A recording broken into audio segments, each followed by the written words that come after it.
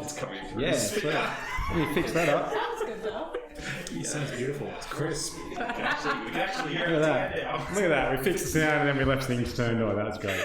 We're really good at what we do here. At the Coastal Conclave. Professionals. Aspiring professionals. Yeah. Professionals. Alright, thank you for joining us for, as I said, session 22. We pick up, well, we'll go to our recap to see where we pick up. Brought to you this week by Isabel. And here is our recap. Hello? There we are. Excuse my volume, the others are speaking with spirits behind me. It's been a very eventful journey so far, looking for this Eye of Mystra. But what a surprise today was. We found Lilith again. Thank Ayun, she's alright. A concerning one she is, but she is still an ally, so of course I was worried. But she was with another group instead. Unfortunately, she was there not on her own volition, but thank the gods she is unharmed and uncontrolled. Still her own odd self. On the other hand, they were surrounded by the undead, so we decided to lend our aid to the group. It was a hell of a fight. I'm not particularly fond of the undead. Their rotting bits, intestines, burning fluids. Some of them even exploded.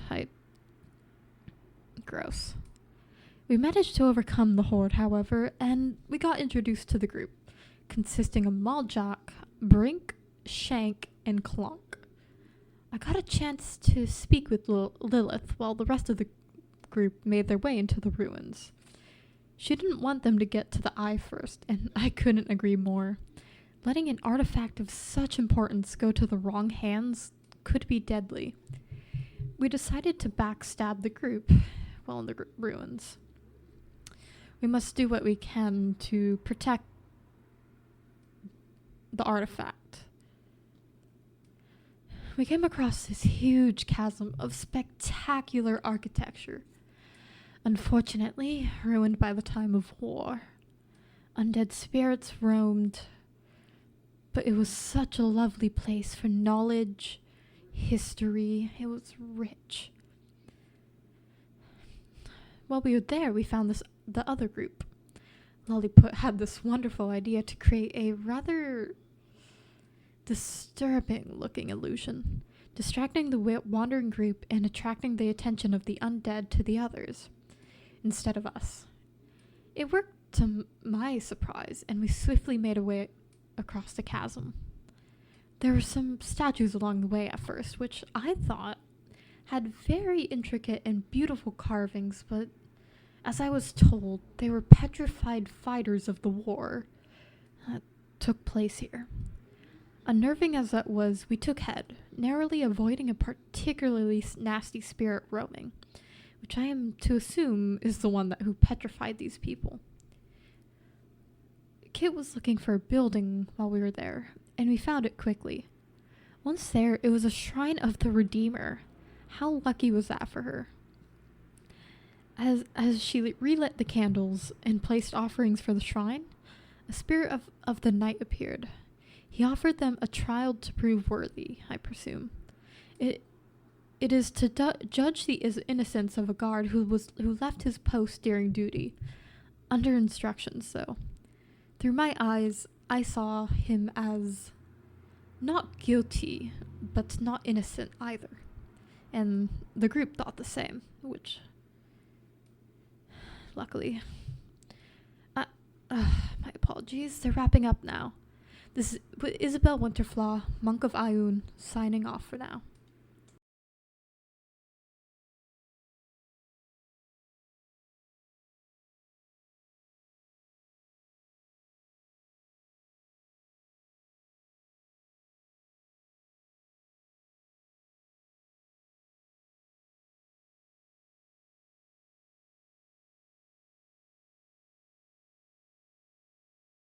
And we're back. Sorry for the slight delay there.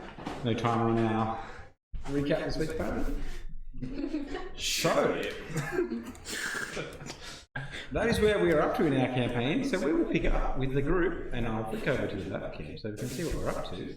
Still in the Shrine of the Redeemer, after just having passed the Trial of Justice.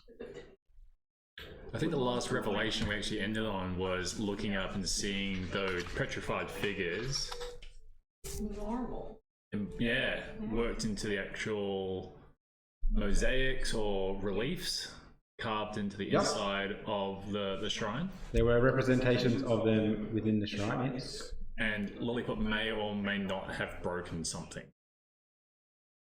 But it was probably broken to begin with. Kid. That's okay, because I have bigger problems at this point in time. But if I recall, the last thing that I remember is turning around to see the relief of the Redeemer crying black tears. Yes, indeed. And then stepping up to try and find out what was going on and have a closer look. And then being drawn into the stone itself. Yep. Yay! Yes, indeed. We got sucked in. We don't know. I think. No, I please was go gonna ahead. say, doesn't it just look like you're standing there for us? It does. Yeah. This is important for Lollipop because it determines how much more stuff he will break. If I had opinions, I would be really mad at you right now. You break the next thing, Lilith comes over and just slaps you on the back of the head and goes, stop it. And I break another thing as well when you do that. Smash! And I pick up another thing, you slap me, smash! That one was on you. Yeah. Bad. Whoops. Not bad. Stop picking it up. Alright, so as this happens and Kit is looking at this relief with the Redeemer and the black tears running down her face, everyone else just sees Kit sort of go dead still, hand reached out, as if frozen in time, and Kit, your consciousness is sucked in to the relief, and you find yourself in a swirling darkness, and then suddenly there's a pinprick of light that slowly grows, and you find yourself overlooking a strange scene. You see that the Redeemer is with a series of radiant gold glowing figures, and there is another figure in chains on the floor before them. It appears as though, actually make a perception check for me, please. I will do my best. With moderate success, even. So 17? 17, alright. So, you make out it appears as though the Redeemer is being restrained by other godlike figures, and out of the iconography you can see that those figures appear to be Tempest, Eldath, and Talos. And the chain figure appears to be, or is definitely, Mystra. And as you take in the image of Mystra in chains, you can see that there is a gaping void where her left eye should be. That's never a good sign. Oh, sorry. And you see that there is golden blood flowing down her face, as if a fresh wound. And as you take in the scene, you also see in the fist of Tempest what appears to be the eye of Mystra, a living eye, as he hands it to another deity, which you don't see as Moradin, who begins to takes it to a hammer and anvil and begins to do some kind of shaping using its divine eye. Anything you'd like to do in this vision, or attempt to do? So, am I watching as if from a distance, or do I feel like I'm present in this scene? You're sort of got that sort of third-person view over the top, so you're not present, you're sort of floating, kind of, sort of reminiscent of what you've heard when people use the scry spell. Okay.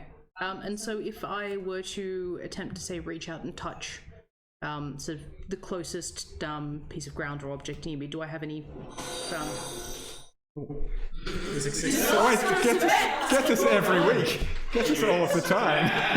You just get level on. No, it is indeed a theory. You don't have a physical presence. Okay. The speaker would differ on that. No, apparently there's just something horrendous going on that I can't see yet. Great time. Scared the bejesus out of me. If I had a corporal form, I'd be clenching right now. So, what I'll do is I will kind of float or move over, sort of through the scene. What's happening? That's probably me. That's our follower and subscription. It's really loud. I might have to work on the volume of that, to be honest. I feel like I'm just feeling really supported right now. So, Is that the sound support sounds like? it's divine intervention. Wow. The Redeemer approves of my actions. Did you tell her to turn it down a bit? Look, you can have that conversation with her if you'd like. So, basically, moving on downwards, I will path nearby the scene of Mistra and the Redeemer, sort of bound and sort of restrained as they are. See if I can gain any further insight into what's happening there, but ultimately moving towards where Moradin is working. Okay. Go ahead and make an Arcana check on Moradin. You take in the scene, and it sort of confirms some of the things that you learned from the demon Shireen around the origins of the Eye of Mistra. And you take from that, you are probably witnessing the creation of that artifact, which is one of the seals of the prison of Purgatory. Yeah, okay. And what sort of form is it taking? Is it actually being shaped into an amulet, or is it remaining what would be, a very, very visceral... What was the result of our roll? Was a... Depends. It was a... I had the wrong character sheet up, but it's okay, the result was the same. 17. 17. You can see that the physical eye is being encased in an amulet of some sort. And you can see that while this is happening, the eye itself is still flicking around, looking in all directions. And as Moradin finishes his work, it fixates on a certain point. And as he picks it up, you can see that the focus of the eye stays on that one point no matter what angle it's moved to. As if it's looking to something. And can I see what it's peering at? Not from where you are, no. It doesn't appear to be anything within the chamber that you're in. Okay, so it's sort of staring at a sort of either in existence or sort of through solid matter. Okay. And looking around at this chamber, am I able to get an idea of where we are in regards to what we've seen of the city so far? Go ahead and make a perception check, as you do sort of have that ethereal presence. You can see whether or not what you can see around. Yeah. So it would be an 18. 18. You do manage to make out in the distance from where you are, what appears to be or matches the layout or the exterior of the Shrine of the Redeemer. So you're somewhere within that vicinity, or this happens somewhere within the vicinity of the shrine that you've entered. Okay, and where the eye's peering, is that towards where my physical form currently resides, or away from it? Survival check for me, please. Concern. I feel like I'm using all of my good rolls now, considering the last few sessions. That's a 21. Was my plan. I feel like we have an additional player with the speaker there. Yeah. It's like a robot that chimes in with an action. I feel like every moment I make is under tension. 21? You said? That is in fact a 21. Surprising for me, I know. The eye appears to be looking directly north, maybe a little bit northwest. So not necessarily in the direction of where your physical body is, no. Okay. I can solve the map to make sure I say that direction.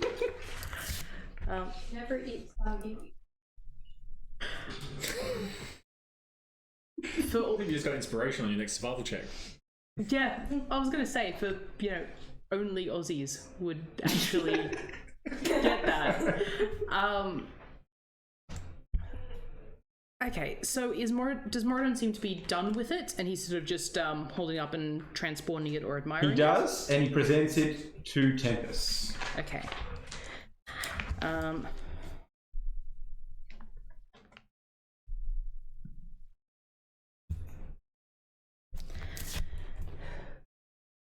So in that case, if that sort of seems to be the end of that interaction, I'll take what time I presumably have left before the scene ends to try and kind of flicker back towards Mistra and the Redeemer, and attempt to make some sort of gesture or call out to them as I get close. There's no response from Mistra, and from the scene you get the picture at this point in time that the Redeemer might not necessarily be a deity or at that sort of power level, but her gaze does kind of flicker in your direction, and there is a bit of a flicker of recognition of something being there.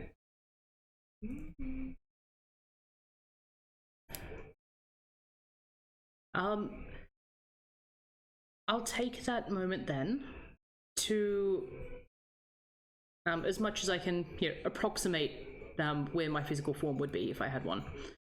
Basically, clasp, so fist to the center of my chest, incline my head, and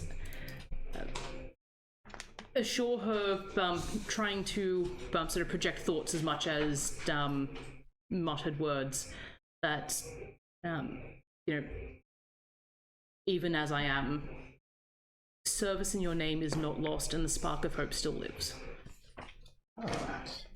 In response to that, you do feel your tattoos begin to glow warm, or light warmth there. And, where are we?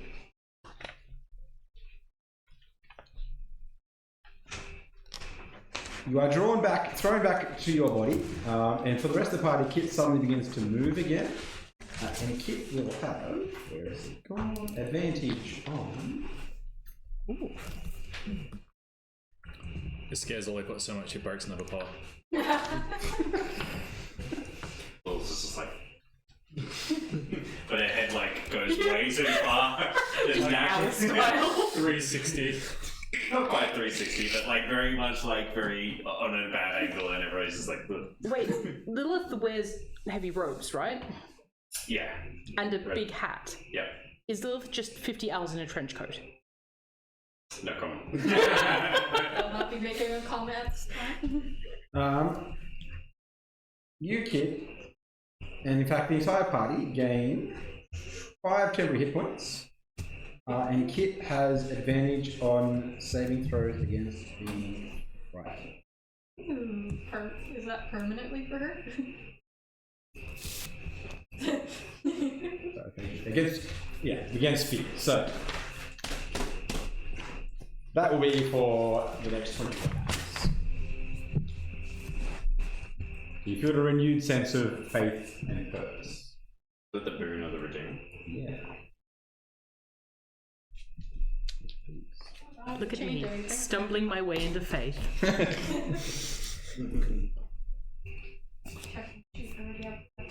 I realised I transferred everything into the print, but I into the wrong order. So yeah. So taking basically a staggering step back, and then suddenly whirling to face the noise of a pot breaking behind her. You okay? Put it down! Smash. At this point, he's doing it intentionally. Yeah. She's responsible for at least one of the 5. That is a blatant Mr. lie. D, I'm there. I've broken no pots. To us, pretty was much. the time she was in there like a few seconds? So the rest of the party, it was almost instantaneous. Okay.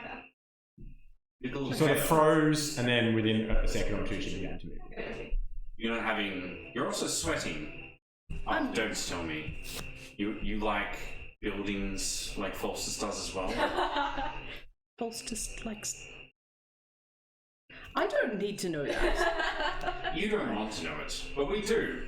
But apparently has a penchant for buildings. But you're hot and sweaty, so after you touch the stonework, so I assumed you have the same No, kink. no. But did nobody else feel that just then when Kit What, started to you move? dropping the pot? No. Well, no. I felt that. But, and Faustus, don't you answer this question immediately, but did anyone else feel that tingle when I do feel a bit partier? better. Oh, is that what you call it? I thought I was coming down with some underdark sickness. That makes you weller? Well, Powder's that's good for subjective, your thank you. complexion. No, so it doesn't look like. How long was that? Touch the ball, let out a little, and then you were sweating. That is the worst description of that series of events I could have hoped for. Thank you Is it very not? much. It was only The worst accurate description. a few moments at most, Kit. Just enough time for me to accidentally break a few bolts. Okay. It was running. As soon as he saw you touch it, he literally ran up and was just like, Okay, just enough for one moment. I believe I just witnessed the fall, part of the fall of the Redeemer. I touched the wall, and I saw something, and I don't know if any of you will see it. I don't know if it's a trigger. You can touch the walls if you want. I touched Lilith. Don't do that. Don't. I grabbed Lilith's hand and just twisted back.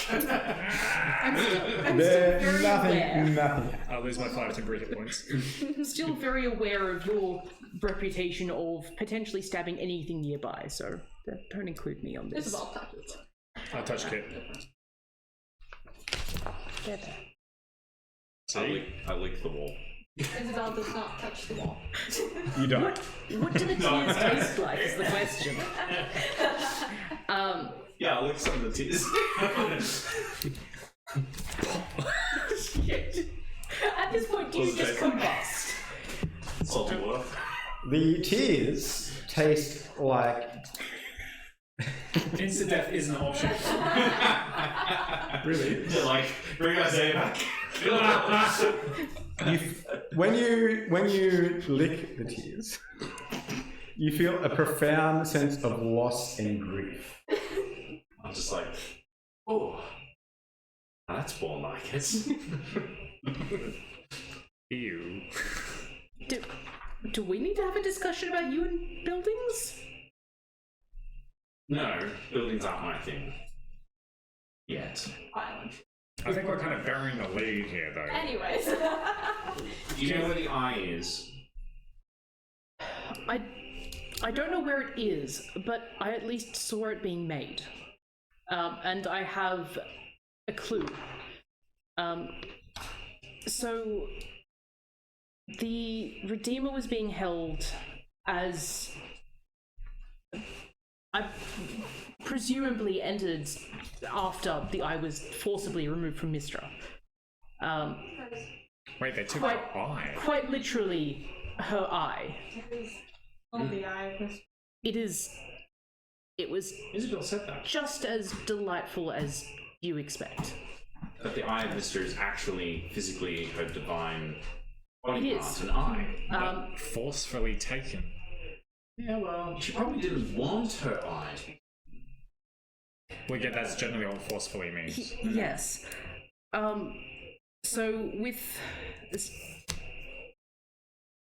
the combined efforts of Tempest, Elith, and Talos. Faustus. Lilith was just like, Falstus is like, can't believe it. That's not true. Believe what you must, Falstus, but your deity stood by and held the Redeemer back while they presumably struck down Mistra. Tore her eye from her skull, and then Moradin beat it into an amulet. Jeez. Looks at him and just Way more grim than what I said.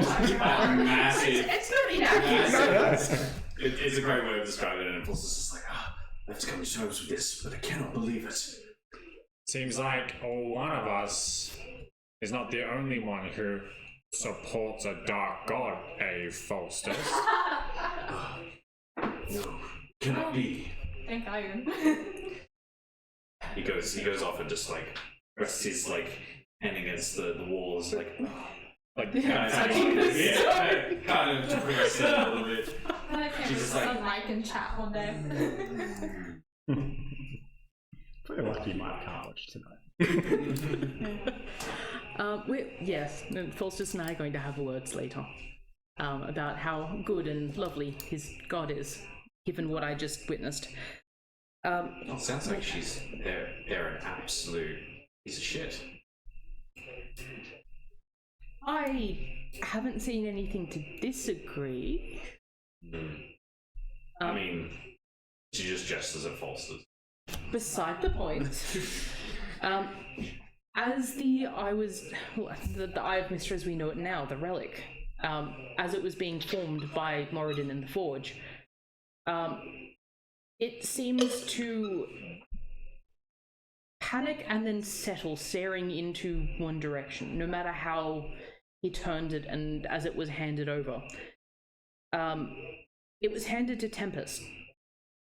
I don't know whether it would still reside within his domain within the city, but It's worth a shot. I know that at least where the eye was gazing, locked as if nothing could tear it away, it was gazing north away from us. What do we suppose it's staring at? Perhaps the vision was merely showing us where it resides. Perhaps it stares to the prison, Maybe. the seal to which it unlocks. But I don't know whether the prison was established yet or not. It's very curious, isn't it? The timeline seems a bit funky on what you said about that stuff. I can't understand it myself, because the Redeemer didn't appear to be within her full power either. Which you have to understand that I'm still discovering a lot about who I follow. Apparently so is Falstus. Since you spider boy. But there is an incredibly strange timeline carved into the walls of the city as we were entering. There was a tableau of her reaching, or ascending to power and becoming almost angelic, but at this point in time, presumably within the fall of the city, she was still potentially mortal, or at least called back to her mortal roots somehow. Perhaps she has the ability to transform Potentially, from one visage to another. but She like stares a lot. I don't have any pots. Why are you looking at me like that? No reason. and for that we are very, very glad. Whoop. Smashes. Can I just kick an ankle? Drums.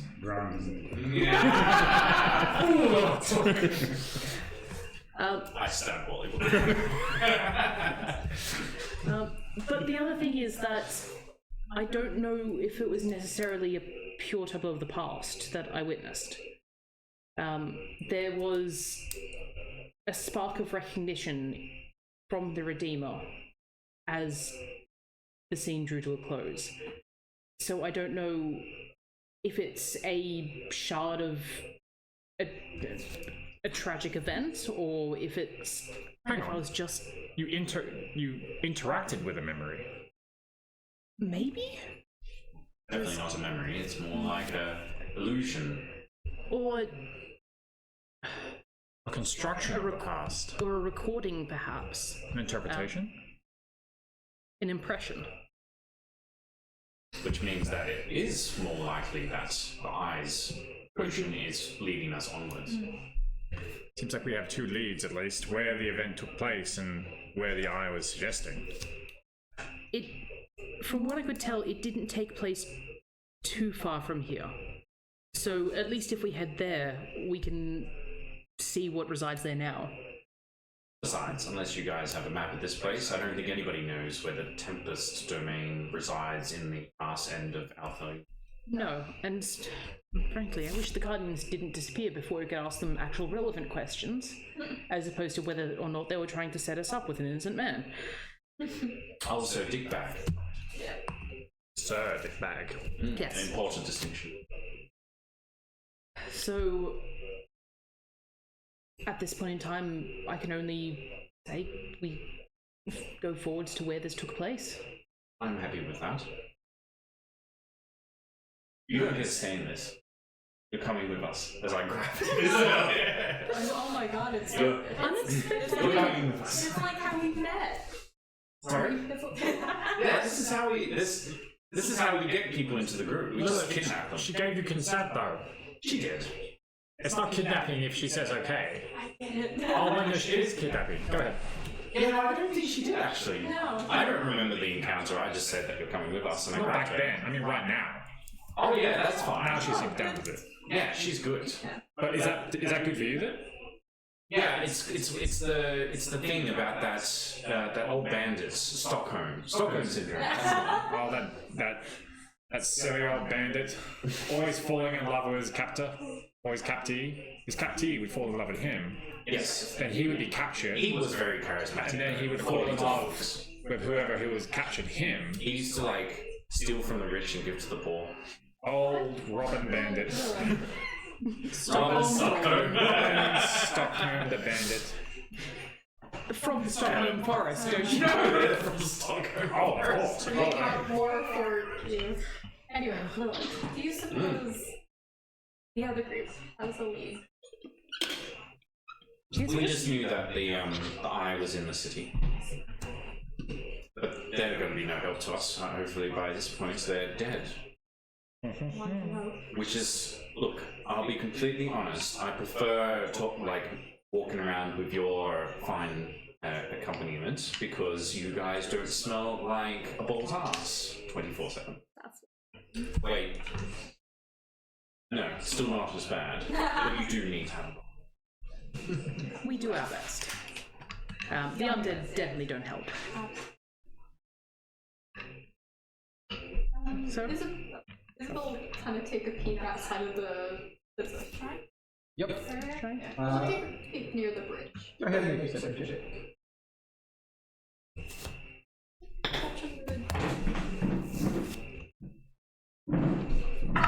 We'll make some changes. 13. 13.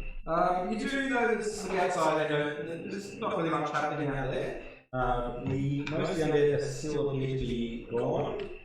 The spectral floating skirt is still about, but I'm not really paying a lot of attention to the area of the rooms that you are currently. Currently setting up for those fire actions. Looks like we have a clear shot. One other outstanding piece of business. Remember the old stone friends that we passed before the bridge? You can see them up there in that relief. Should we follow up on that? They might be a great resource if we can free them from their petrification. So, I mean, I'm probably the best person to identify magic strong enough to unpetrify them, and I don't currently have anything on myself. If we find something in the city, I mean, this is a great ancient city of divine gods, right? If we find such an artifact or spell scrolls with such magics, yes, I can come back and free them, but until that point, Okay. Did anybody recognize that spectral entity floating around? What check would I have to do?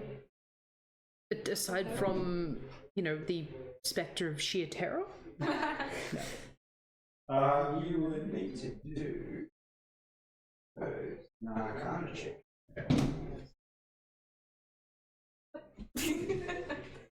Okay. First roll for me. Go ahead. You go ahead. The boy. What is it? Arcana. 6. 17. 17. First you can tell, it is some kind of undead that looked like it had some form of control over the surrounding creatures. It looked like number 17. You see resemblances to the research that you did on the liches in Arctic Tower, or the wasn't there, but still there for the don't recall. But I might have seen something in some books. And so it resembles stories you've heard of liches.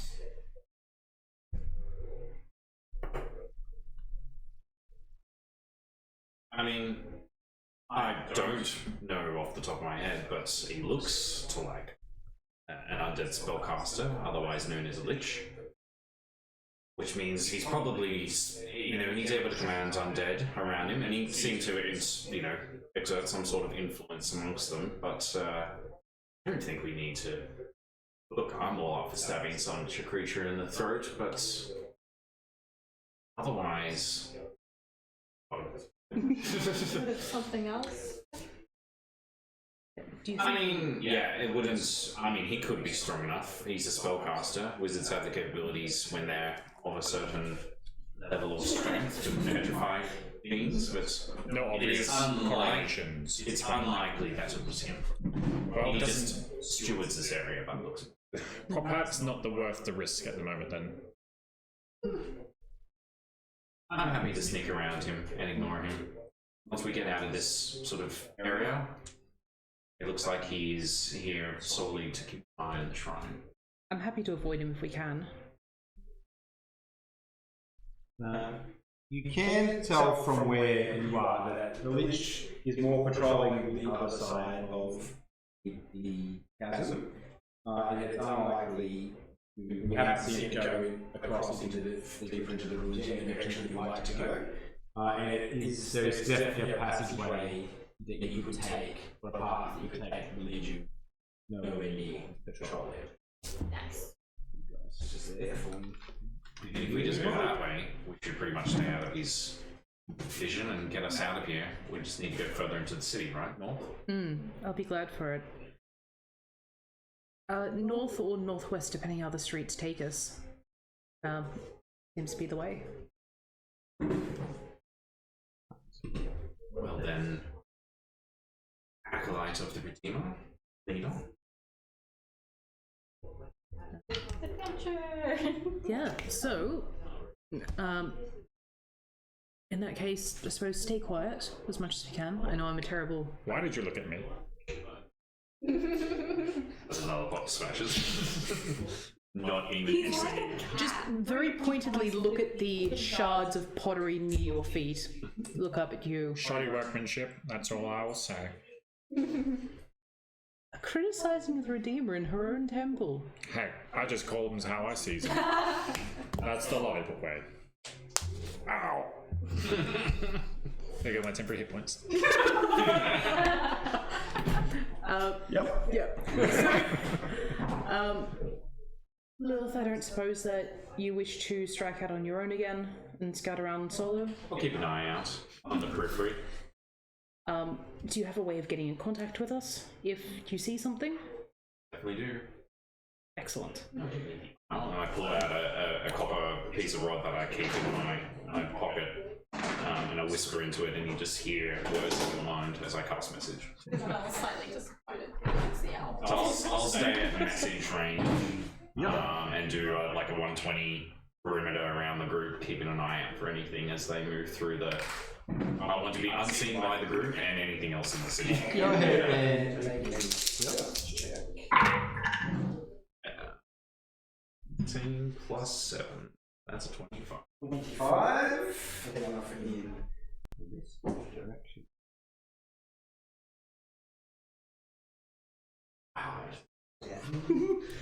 I just kind of like fling my cloak around and suddenly I'm gone. Which is not actually incorrect, because Cloak of Elvenkind does kind of take a little bit of the Yeah. Oh yeah. the surroundings as Swish camouflage. of Lilith's cloak. She blends heavily into the surroundings, and even knowing exactly where that's going to be frustrating. Yeah. Where No, I was Lilith gonna is say, gone, she's almost impossible to see. You guys. I definitely do the Cheshire thing from Alice in Wonderland. No. You just see me kind of blend into the stonework, and then there's the grin in the Yeah. eyes that like stay there for a second and then disappear I as feel well. like it's creepier if it's humanoid. That was too many teeth, right? That was too many. Absolutely. I don't. I mean, all things considered, I have to say she's not as bad as you made her out to be. Just wait. Just you wait. I half expected to have to make, bloody bargains and, at least be perforated slightly by now. But Yeah. It either means she likes you or she doesn't. Jury's still out. Hard to tell with her. Anyways. Alright, so Lilith is off scouting ahead. You do come across a large set of ruins which appear to be temple-like in nature, with a large rectangular worship area and a circular section at the top. To go inside will probably take you outside the 120 feet radius. You can see that there are some symbols and things within the interior. I'll just take whatever position until I feel like I can hear the group approaching. Assuming that they're not stealthing either. How is the rest of the group approaching? attempting stealth. Yeah. Sneakily. Sneakily? Alright, I'll get some stealth checks. Everything to help me with stuff. Are you comfortable going before me, or would you like to take me to take lead? Isabel? Be my guess. Second. I'll take up the rear. I have a +5, but if I don't. Before we leave the temple as well, empowered by the interaction I just had, I'll take the ring off the sort of band around my neck and slip it on. Okay. You go It invisible. does require attunement, so, but I have set you that stuff. Yes. But you know what it doesn't require attunement? Looking cool. Correct. It's more for the moral support at this point. Yeah. She gets lots of compliments. Nice ring, kid. Gain Yeah, plus looking 1 to your fantastic. swag. Yeah. Alright, there we go. Falsus got 10. Falsus got 10. 18. Sorry. Got a 9 plus 6, 15. Falsus and I are hand in hand skipping down the street. Quite literally. You used up all your good rolls. Yeah, yeah. I mean, I am rolling with disadvantage, so it could be a lot worse. Mm-hmm. It's actually pretty good. Oh. The floating spirit does appear for a moment as if something has caught its attention. And it floats around, but Isabel and Lollipop notice this and grab the two of Falsus and Kit and stop them for a moment. And remaining silent for a little while, you manage to hide in some shadows that it doesn't quite notice, and it shifts away. It does not notice. And it fades back out of ethereal form.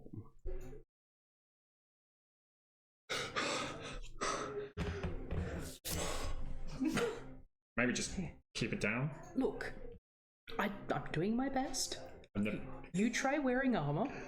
I've never heard somebody put on a ring so loudly. You like drop it a few times. She's like, Ding, ding, ding. Look, it is a ringing endorsement of my faith. And besides, next time we're in an area I'm not going to get stabbed, you can try and put all of this on and not clunk when you walk. Thank you very much. Hey, look, once you made that pun, we were cool. Bosses is good. And walks past. No excuses from Foster's. Right, so we're continuing on. Managed to meet up with Lilith at the edge of these ruins. Well, if they do approach and I hear them, I'm going to swing around the other side. Stay away from them. Inside or around the... I am going to keep to the peripheral, the outside. And I'll clock them and from a window or something up high and keep an eye as they... But also keeping a watch for any threats. I can make a perception check. See what's happening. Right, in the meantime, we sort of the party.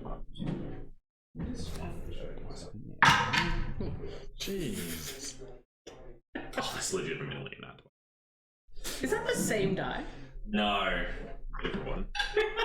Right, so your Lilith is up watching for any signs of anything occurring. Gives me a total of 21. Perception is not. What is everyone else up to? So I'll be doing the same, trying to keep keep my eyes peeled, but also trying to throw out these little like burgeoning senses that I have. Yep. To feel out for anything that might be either leading us in one direction or that might be that feels wrong. Isabel's taking In that- mental notes of how So in that pretty case, I would also like to make a perception. We may do that. With statistically average results. There's some degree of familiarity to the chamber you saw in your vision in the circular section. Within the front section, that appears to be a place of worship. You can make out that there appear to be skeletons or bones on the floor within the dust and debris. Is there any iconography or anything hanging out? Not that you can see from your position. Lilith, you can see that there's iconography all through this circular chamber. What kind? Make a religion check for me, please. 9. 9. You do see that there are 10 religious symbols in total. You can't make out all of them. The most obvious ones that you would know based on what it would be, you'd notice the... Where are we?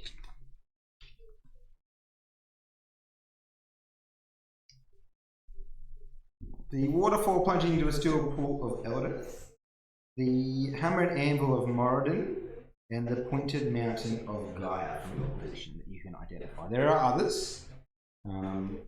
You see a white tree against a green backdrop.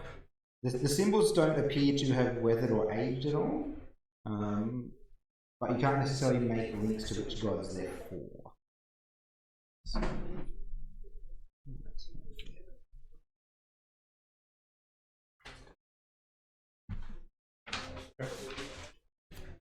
Just keep surveying. What would Isabel like to do?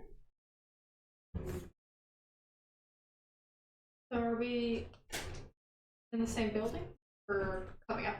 You're at the edge of the ruins in question, and you're in the rectangular sort of worship-based area. Lilith has wandered off to find a perch a little bit higher up to peer in and see what's inside there, that circular chamber. Okay. Grab something to perch Lilith. Literally, in like a window up top, like Batman crouching on like an edge, just like cloak billowing a little bit, and I'm just like looking down, and the silhouette of the black face is, you can only see like the outline of the Cheshire like eyes and thing. If I only am you weren't back. so good at stealth, somebody would actually notice. See nothing. You guys do not see this. Whereas I looks fabulous. Yeah. Will's just like, man, I look so badass right now. And nobody knows. Just waiting for them. Psst, look up. Yeah. Psst, look up to your left. Psst, how cool do I look? Isabel will. You look up. She'll keep an know what eye my out perception behind, roll. behind the group and seeing if the others are alive at all. The other group. And look around. You can make a perception check. There are no signs or sounds of combat anywhere. What do you get?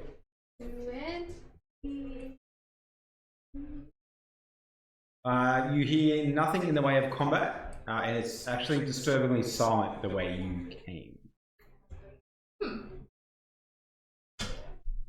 Okay. Anything? Anyone? Can't hear anything. Whereas onwards then. Is there in this area, so does it look like any of the places have, say, an underground section, or is it all above the stone? Everything you can see looks like it's above the stone. You can't see any stairways leading downwards, so anything that suggests that it chambers. Okay. Which is reassuring, because a little hesitant to stride out into the middle of a floor if it's potentially above something that might be rotting underneath. So in that case, I suppose just trying to stick to the shadows along the walls, and doing my best to stealth, and just very gently, holding chains still, just clutching the armor to pull it tight and hoping nothing rattles, just sidling sideways. Not my strong point. Don't look quite as badass anymore. But trying to make it around the perimeter towards the direction that we're looking to go. Alright. It's easy enough to do. There's nothing sort of in the area that you've found or come across yet. So, is the rest of the party going with? Yep. Yes. So, I'll just. I'm coming. it appears as though you need to go into the circle. It's the only part of it that has any sort of iconography. And as you do get closer, you can see a soft glow coming from within. The earth has been pulsating a little bit here and there, but the angle is making it difficult to make out what it might be. Okay. And in terms of the lighting situation, is there sort of ambient light, or is it pitch black except for this glow?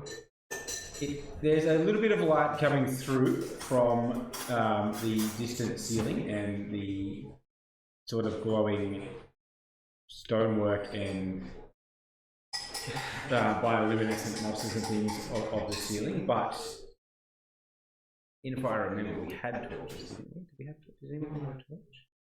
No, we're kind of going off the bioluminescent. I think we had one torch. But we do have one Yeah. torch. So there's no other lighting of any sort. Okay. I'm going to try and move to somewhere where I can get a I want to get a better vantage point to see if I can see down into what's going on. Human, I would Aha, our torchbearer. Lilith, given that you did roll naturally, you do manage to get to a point where you see an altar within the ruins that has a glowing green. Very soft glow, very soft light emanating. Does superior dark vision get me anything here, Dungeon Master? Make a perception check. Okay. Perception is 14. You can just make out the altar from your position if you get the right angle. It's difficult to see, and that glow, that soft glow, does light up a number of the pieces of iconography in there, and you notice the symbol of Rolf is present as well. There seems to be symbols. Even lols. Oh. Isabel will look for Iron. Make a perception check. 21. You do manage to get a good look around the chamber, getting close enough, but you do not see that out of any of the 10 symbols that are in there. Given your training, you do notice you are able to see Eldath's symbol, Bahamut's Platinum Dragon, the Towering Trinket that would likely represent Sylvanas. You also see the symbol of Lathander, symbols of Lolth, Tempest, Moradin, Sylvanas, Asmodeus, and that's not 10, how many is that one? 1, 2, 3, 4, 5, 6, 7, 8, 9. There's one more. Some kind of place of worship. The one where all the gods. You did. Unified. White tree against backdrop. Gaia is the other one. No, I got Guy. My god isn't present. Sylvanas. Her god's not president. No. You got Elder. Ah, the Raven Queen. Oh, Raven Queen. Yeah. I like that one. Off the room. But Irene is not here. Obviously, Isabel. What of Moradin? Is he in there as well? Yeah. Yeah, he was in there. I will message, getting out my proper wire and whispering, inside your head. Out of my head. Isabel, you hear there's an altar there. You need to be careful. There's a crystal on the top of it. Crystal. I feel like Lilith's just doing that. The 25 words. You didn't use it. You. And after a bit of looking, can Isabel see that altar? You cannot. I did point it out. Oh, you did? Yeah. You can. Just faintly make out the shape of the thanks to the slightly glowing green light. And Lolly pointing it out. It's kind of altar shaped. Picture an altar Well, in your it's an mind. altar. Exactly. Oh, it is. And there's no sign of movement or anything like that we can see.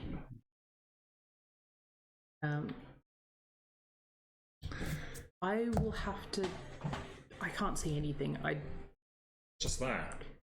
See where my finger is? See my finger? I can just make it out. Yeah, that, right there. Okay. Well, I'd like to have a better look. So, I'm, especially given the fact that it's glowing, being this long undisturbed, that's either a very good thing or a very bad thing. So, One way to find out. if it's a good thing, we'll learn something new. If it's a bad thing, then we probably don't want to pass it by. So I'm happy to go look at it. I'm going to point over to one of the broken sides of the temple or the ruins. Yep. I'll take up a guarding position there and try and keep an eye on our exits if two of you will be okay. Just, yeah, keep an ear out. So Kit will sort of softly tread upwards, now I'm still trying to remain as quiet as possible and avoid the bones on the floor. You heard a crunch. Yeah. They will be very, very crunchy by now if they're from, the time of the fall. And walk up to within, basically within reasonable distance, but not touching the altar to try and get a better look at the stone that's on So we're it. heading into the circular section. As you walk in, so it's just Kit and Isabel on stage. Frost is going. Lollipop definitely isn't. He's going to take Boss stays and just keeps an eye on. He's like staring at So as you step into the room, I'll keep an eye out from out here. a series of torches in sconces around flicker to life. Bloody hell. And they are situated around the images of the gods, as if highlighting them.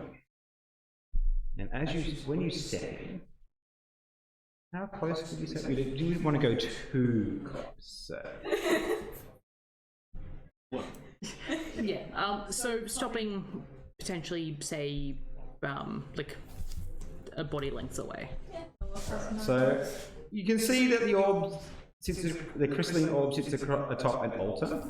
It's pulsating with a soft, ethereal green glow that's emanating from within. Surfaces shimmering with arcane energy, swirling and coalescing in intricate patterns that dance with an otherworldly grace. You can see on the floor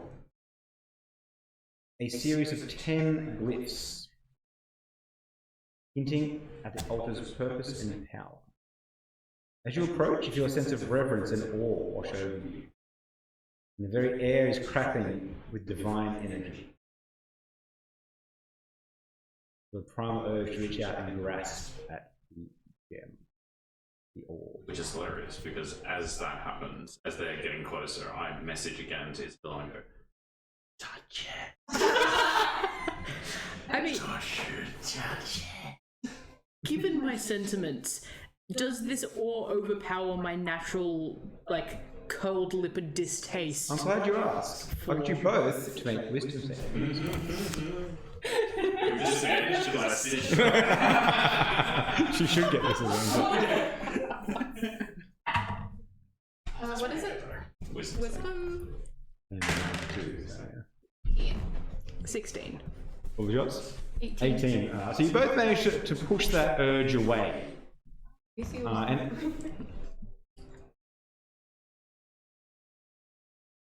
Don't like this. You managed to force the urge away, but you get the feeling that that orb might unlock untold wisdom and power. But based off that compulsion, you click that there's probably a price to pay for that knowledge. No ideas. Two, right? Yes. But...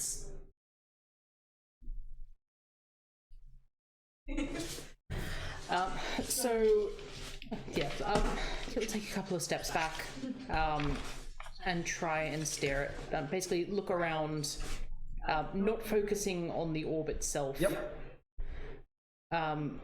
So, with the torches, do they seem to have any significance, or were they just more of a...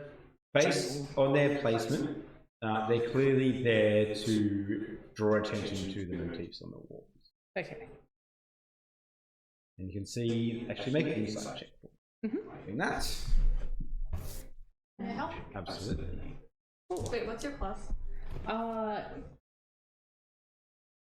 So my plus is +5. Oh, okay. Yeah, I'll help. Plus a d4.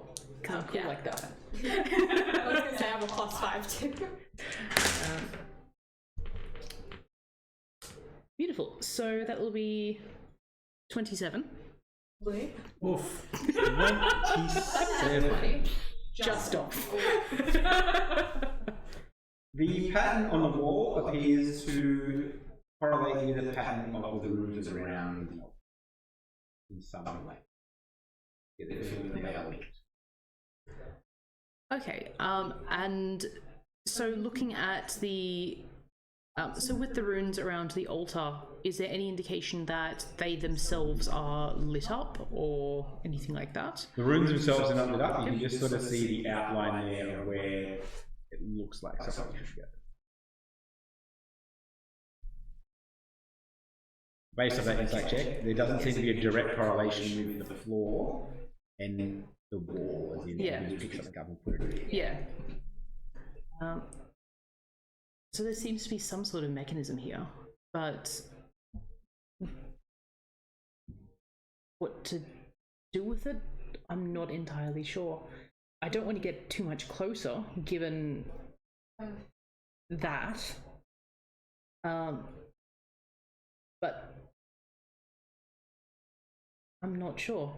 Is there anything the rooftop looks could move at all? Make an insight check for me. Actually, make a religion check. Religion. Given your background. Can I recall? I will absolutely help if that is possible.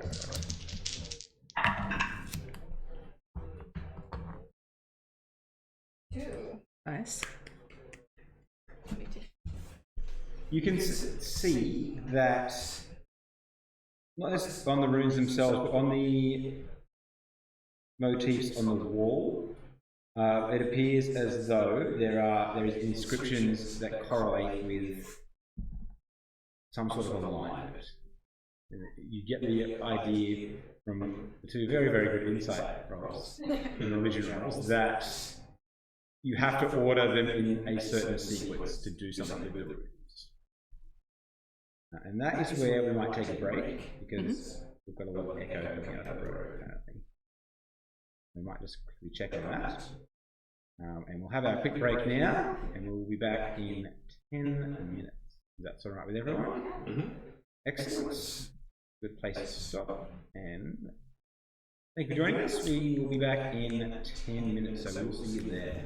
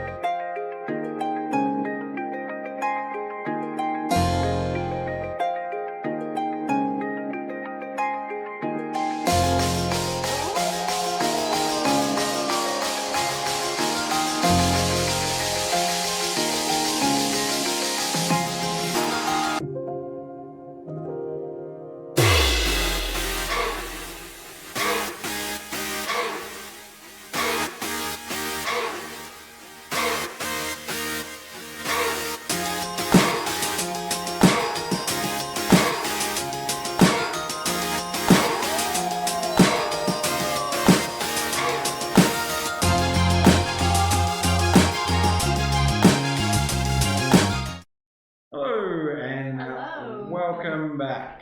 We're just doing a bit of a live sound check for those who are watching. Hello! Just because we had some echo problems that we would like to test out. So we've got some people off camera having a bit of a listen to see how it goes. And hopefully is that giving the thumbs up or the socks on or socks off? Socks on or socks off? When Luke says echo problems, we of course don't mean problems with the Disney Plus series Echo. Which I have not yet watched, actually. So. It's not a hard take from Luke on the success of Marvel TV shows. So I'd love to hear more about it. Well, it's debatable whether or not they'll be successful, but Debatable. yeah. That's a fence-sitting statement. Some of them have been good, some of them have been Some of the early ones have been really good, and then it dropped off very dramatically. It's totally bookended, in my opinion. This is, you can take me to the bank on this, that most of the Marvel TV shows seem like they could have gotten away with 3 episodes. Yeah.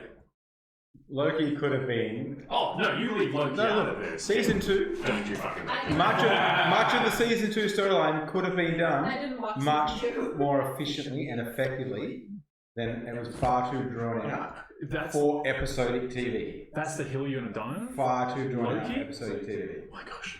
Actually, a friend of mine had a good point the other day. Our lovely Falsters was like, they should just be following the BBC rules and just do like 6 episodes. Like British seasons, Yeah. like 6 episodes. Let's do that. But then, because I have no problem with 6 episodes, but everyone has become a sock face. Sock or no sock? Yeah, we're on. I think socks are fine. You sound like you're vaguely underwater. That Cool. is going to be something that we'll need to.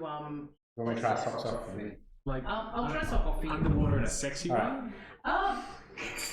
If you try. Sure, why not? I feel like My issue with the 6 episode system is, yeah, they work. So, They work when it's on, but then it's like 4 years before the next season comes out these days.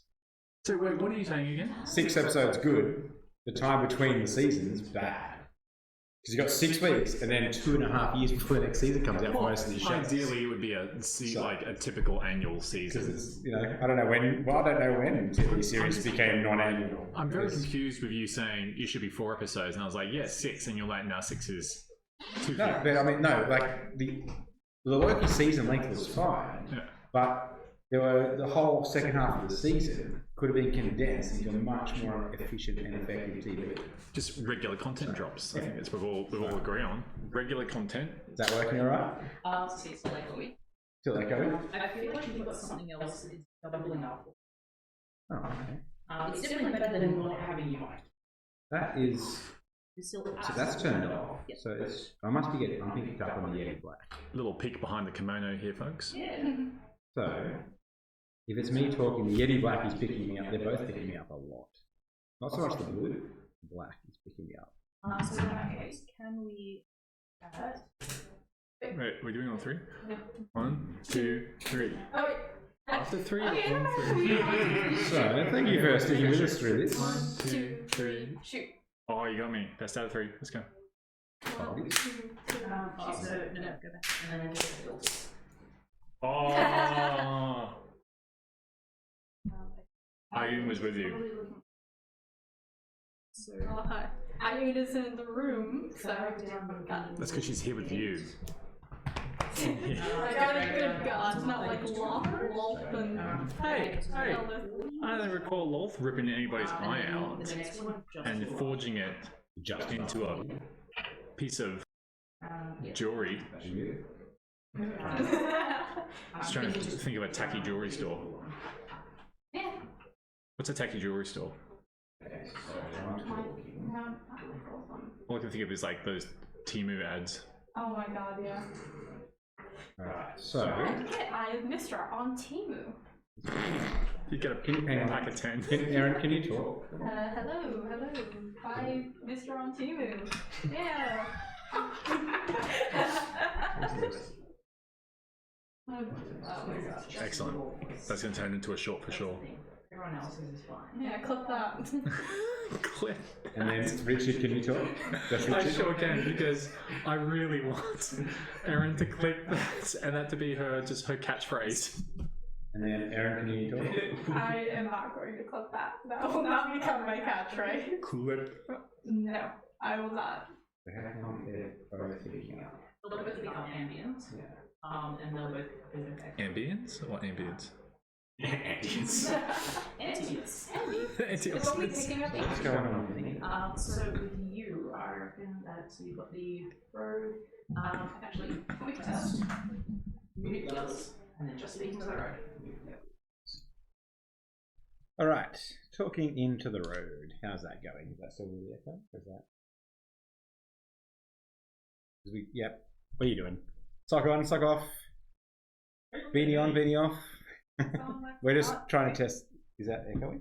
No, so it's definitely. It's definitely picking up. That one, I reckon. You reckon it's that one? Why don't we go? Turn the Yeti Black back on. Yeah, that goes. Clip that. I'm not. Clip this. I'm pretty sure that would just be off. Yeah. My camera, my angle is quite. It like cuts in here. If he does anything like that, it's not going to be like. One of our original directors, don't get Luke fired. I'm just like, It was just. As well, or just it? Oh, yeah. We'll try just. I'm so glad that we got all this sorted before we went. We thought we did, though, to be fair, because our recording test did not have any echo whatsoever. It's thanks to the skills Of me. the skills of our lovely cast here to troubleshoot on the night. So, is it mostly now. more echo or roughly the same? It's just doubling up. I think it's. Just those doubling up. Okay. ooh, 2 viewers. Alright, Is one of well, those you? we'll just have Is to one of him? battle on for tonight, I suppose. But you said it better than just me. Yeah, it's still absolutely better than just. Who knows? And that only sound like I'm underwater, so we'll leave it at this for now.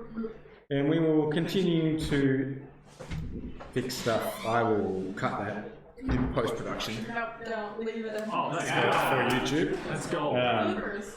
Particularly your harsh criticisms of Loki. Alright. I'm with you on this. I like it. I think it's easily the strongest Marvel show.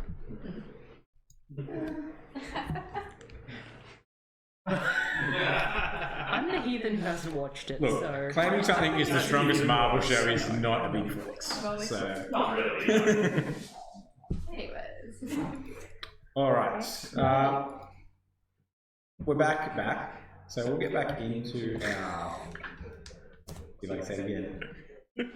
We'll move on with where we were, and that was with the lovely Isabel and Kit just realizing that looks as if the outer motifs need to be moved in a specific order to unlock the rooms on the inner part of the altar. What are the motifs? What can I see? What can you see? What do my human eyes see? Not much. Would it help if I cast some light for you? Oh, very much, thank you. Even with the bowing.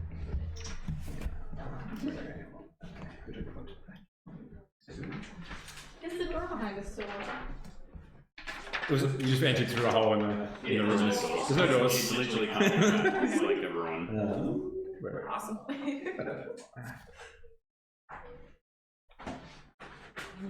That one might be a little bit overkill. The entire sun. So, It's just a spirit one.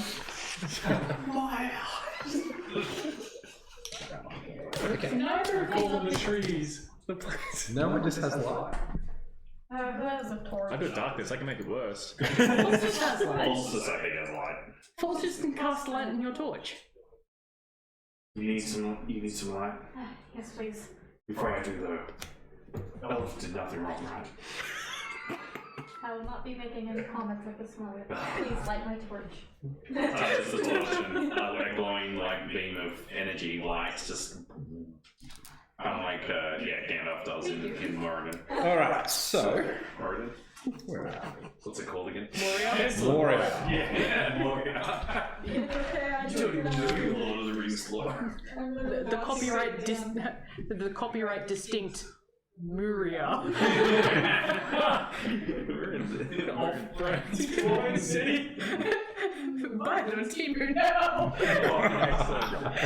I have 20. We are not sponsored. Actually, we are accepting sponsorships with Timu.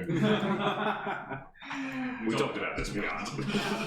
So we have in those motifs.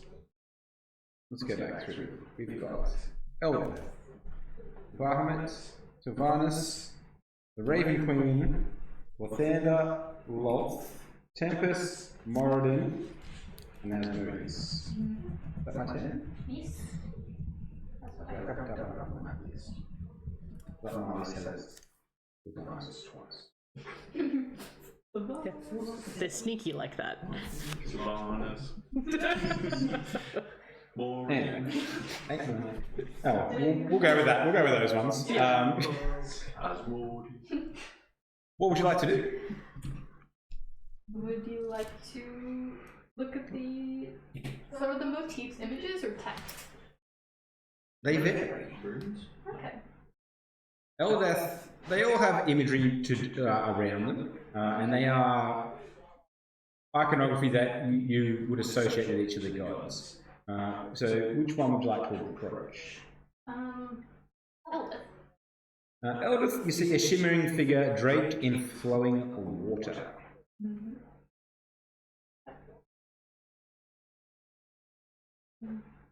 And you can see that within that motif, sorry, my brain is fell so apparently, you can see. Well, actually, can you see? What language do you speak? That's a good question. Let's wait for D&D Beyond to tell me. I know that kid speaks the language, so. Yeah. What is on Fantasy Duolingo? You can learn a fantasy language in Duolingo. That's probably Elvish. Undercommon, Halfling, Infernal, and Undercommon. You're just really. You don't understand their characters, but you do have Kit with you who does speak Yes. Kit, Celestial. does this look like anything to you? I can't really say. It does. It's like all the runes that we've come across. It's in Celestial. Let me have a closer look at it. You managed to interpret it as a ritual. It says, to find peace, you must first quell the storm within. What is the sound of a heart at rest?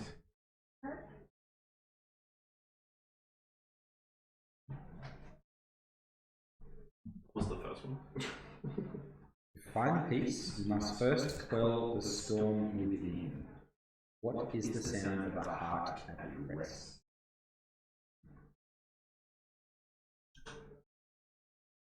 That's all together, yeah? Yep.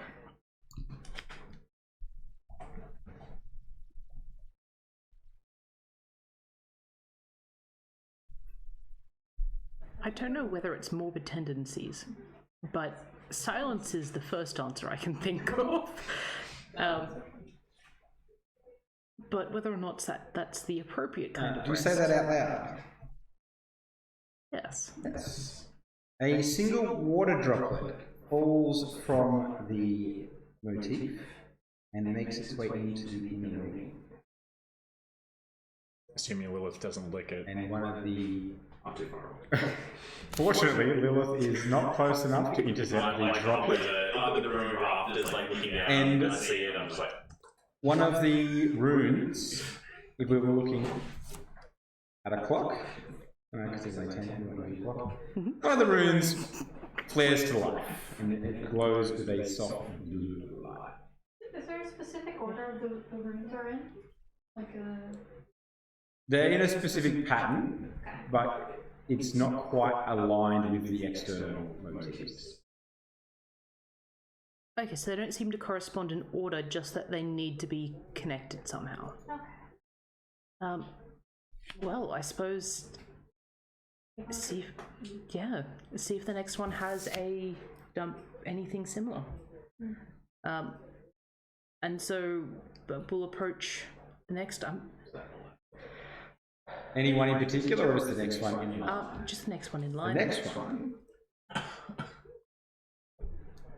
is, as you approach, a horned figure with crimson eyes begins to glow, and there's a surrounding of flickering flames as a figure expands, an apparition. Demonic visage. Whoa. Hello. I'll, Sure that's okay. Nope, because we're so I'll stop treading any further forwards. Keeping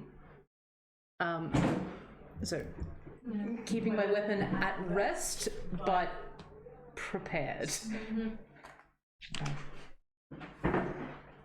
Slide my favorite here. You do see this. And in fact, everyone sees this because the demon figure, or the horn figure, is surrounded by a flaming aura. Guys, everything cool in there? We'll soon find out. And you hear a growling, guttural language. Actually, first I'm going to check. Does Kit speak Infernal? I don't believe so. Isabel does. Yes. I do. So, you just hear that deep, guttural, growling and hissing language. And you, Isabel, hear. Confess a hidden desire or ambition, one that burns within. Oh, do I have to be the one to say so that I'm the only one? It's saying confess a hidden desire. A hidden desire. Yeah. I mean, if it's speaking to you, I wouldn't presume.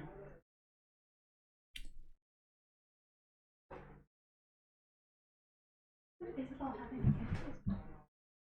I don't suppose,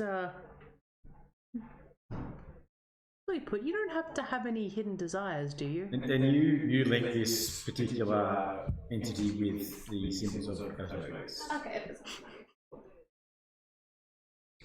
Just asking for a friend. I mean, maybe. Yeah. Looking at False's. False is like, my desire is to mind link to everybody. Oh, do I have to be here with him? Actually, He does not canonically say that. I'll come over with you He guys. thinks it. Okay, what do you need? Me? He's telling us to confess hidden desire. Something deep down, Sorry. A hidden desire or ambition, one that burns within you.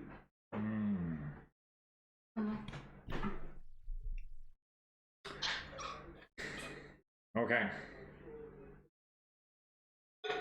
Do you want us to cover our ears? No. It's fine. Alright, this is hard for me to say. I want to be liked. There, I said it. Oh, friend.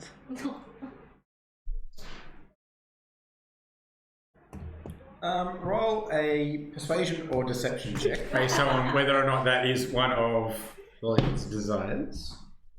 Hang on. I want to tell you the results of this. It is a 16 plus 5, 21.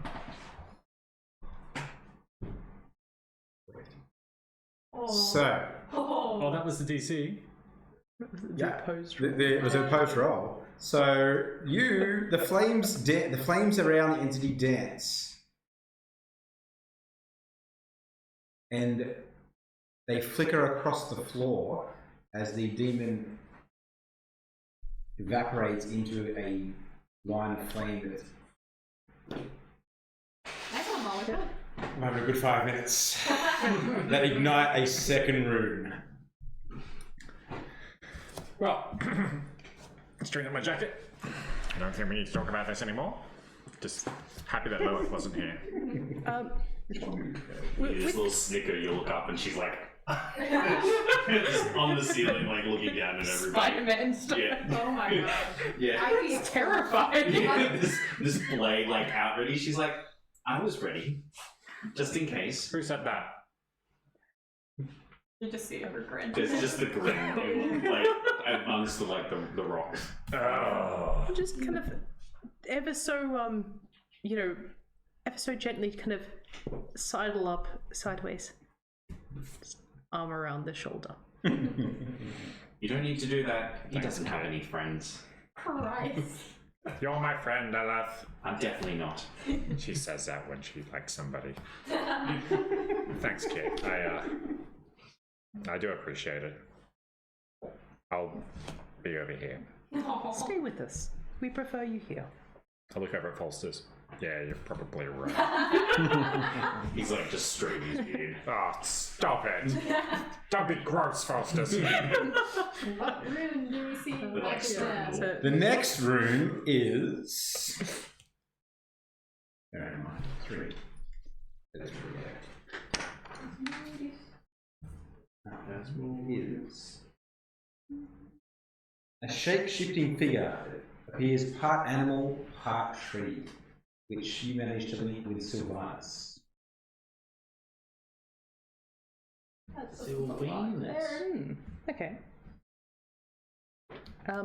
And what do we encounter? Is there a message or anything like that we can see? The script, which you can read, it appears to be some form of undercommon. Embrace the primal. Show me an animal's form. That would be Isabel. That can read that. Yeah, I can read under common. You not say undercommon as a trap? Hydra. I wasn't raised by Charles. Thank you very much. Racist. Yep. I took the languages of the city I resided in. Thank you Fair very call, much. fair Which is call. And the occasional stuck-up elf. I always say undercommon as a dwarf. Anyways. This sounds like it belongs to Sylvanus. What does it say? I forgot the rest. I only wrote embrace thing. Embrace the primal. Show me an animal's form. Embrace the animals. Show me an animal's form. Animal's form. I mean, I certainly don't. I don't think there's anything I can do about that. Lollipop. Let me give this one a try. So I'm going to hop onto all fours. And I'm going to turn into an extremely convincing calf. Go ahead and make a performance check. Ba, ba, ba, You ba, gave ba, an 80. ba, da. You ready for this move? It's going to be great. Show me your moves. Show me your moves. So that's a 19, 12 plus 7. You see the form of a drow woman come through the motif and slowly walk towards one of the runes. And as she does so, she transforms into a bear, guiding another one of the runes. Now, there are 3 loons Runes left. glowing, If I may. activated, and as that third one, If I may. No, you may not. show us the performance. You begin to hear the echoing whispers of prayer within the temple as that third rune is lit up. righty then. It's just Lil singing. He's like, Oh. Are they speaking in a particular language, or...? No, it's just sort of carried on through the echo of the chamber. You can't really make out specifics of what is being said. Okay. It's that underlying sort of murmur. Thank you again. No, I put. You're welcome to return to us now, if you'd like. He's been interacting as well too far. The walls. Fully become the Look at the walls. Doing a Lilla. You gently pat the ears. At least something will let me pat it.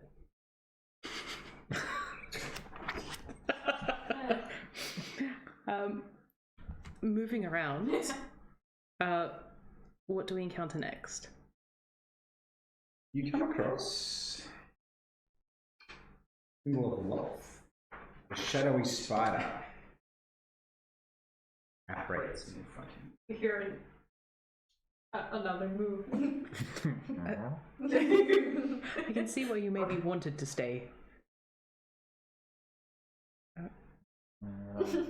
This may be, once again, your calling. Oh, damn it. This time, however, the spider goes over and immediately crawls into the room after taking in a lot of it. The cow. And there doesn't appear to be a child involved in this one, as that fourth room begins to play immediately. Thanks, lol. You're very handy. Truly, you are a Now, I do have 10 trials that we can go through. Yes. If you'd like to go through them. Yeah. Alright. I've got them. You avoided the ones to go into the library, so here we go. Quick one's a good one, let's go. Let's go look Alright. Let's be honest, I've avoided so many of your trials by lucky rolls so far, I might as well give you this one. And the trials for the dwarf, they were awesome. I'll never come up with content that good again in my life. Just have to do it behind the scenes. Big early. The next one is a majestic platinum dragon. And the caption reads, "Prove your commitment to justice. Draw your weapon and strike me."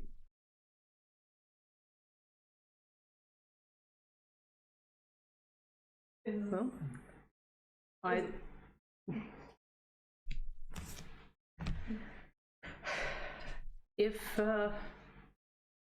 if no one has any objections,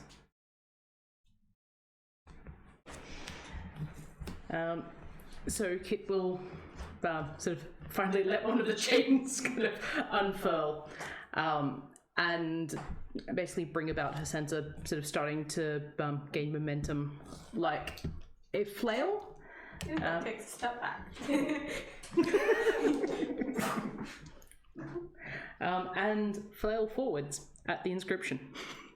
Alright, make an attack roll. Flail up.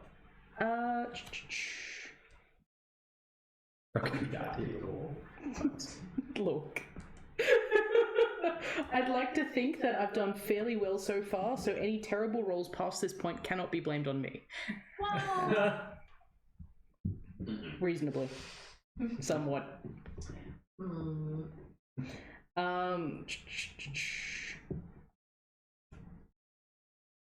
Sorry, I have lost my page and I'm a terrible person for it. I can never get the hang of the way Beyond lays out its sheets. It's quite cheap. It really, really is. Hang on.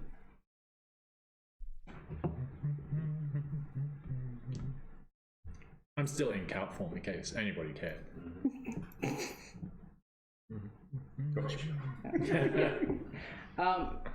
So that's a 15. 15? Yeah. So as you lash out, the flails slam into the motif and disappear for a moment as the dragon's eyes begin to glow and fire erupts from the 2 6s and 2 1s. That's not good.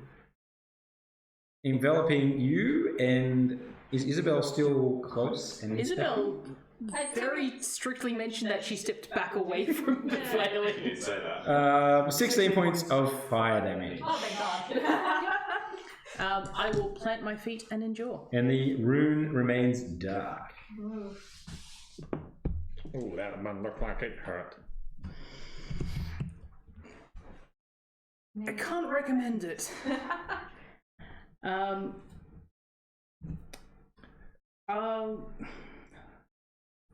Is everyone okay with me trying again? If you're fine with that. From the rafters, you just like, hit it again. Harder this time. Do it better. While this is happening, can you make a religion check for me? Oh, yeah, absolutely. No, I can't. That is that one. Your god hates you. You're like, hit it again! It'll definitely open up this time. Yeah, well, Hit it again? I'll say that, John. The fire breath. What's that? Can't matter. 19 points of fire damage as a second breath of fire layers out, engulfing you. You get the feeling that it's probably not going to work. So You can also make a religion check as well. okay, I am That was good. not willing to do It's that one about again. cats of flame off your shoulder. Could I, and I'm going to sidle over in cow form, can I just roll an investigation on the it's a silvery dragon? Yep. Um, What are we looking for? I want to take in any flaws it has. That is a 14. 13 plus 1.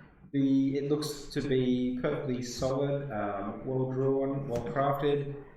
Does not have the touch of time on it whatsoever, so it could be magically protected in some. I'm going to hit you with some truth. You're not nearly as perfect as you think you are. Boom. Kit's taking a couple of steps away Yeah. to see to herself for a second. Yeah. She will try and recall anything in regards to sort of religious teachings.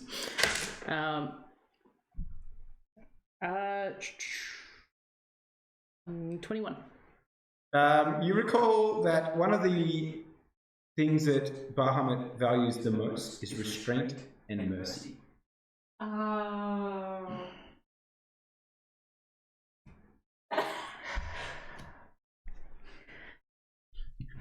hit it again. Shut up! You say through the network decided. Say that when you're on fire next. Thank you very much. No, thank you. I've just realised that I'm an idiot, okay? Just give me a second.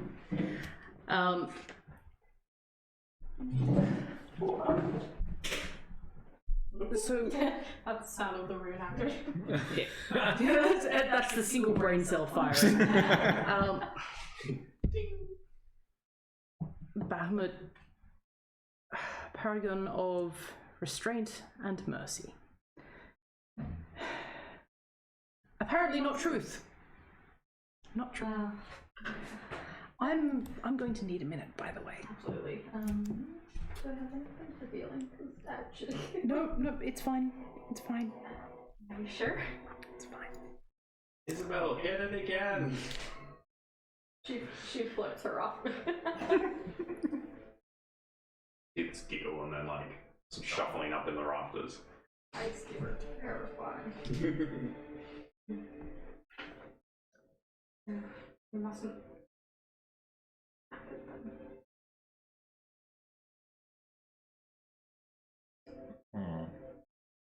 What would we like to do? Is everybody outside the range of the explosion? I am. You assume so. It's past the visible flame radius. The char marks on the ground, if you will.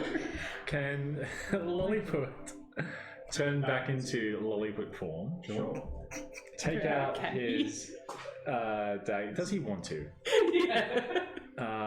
There's a moment of sadness as he has to give up the sweet life of a calf.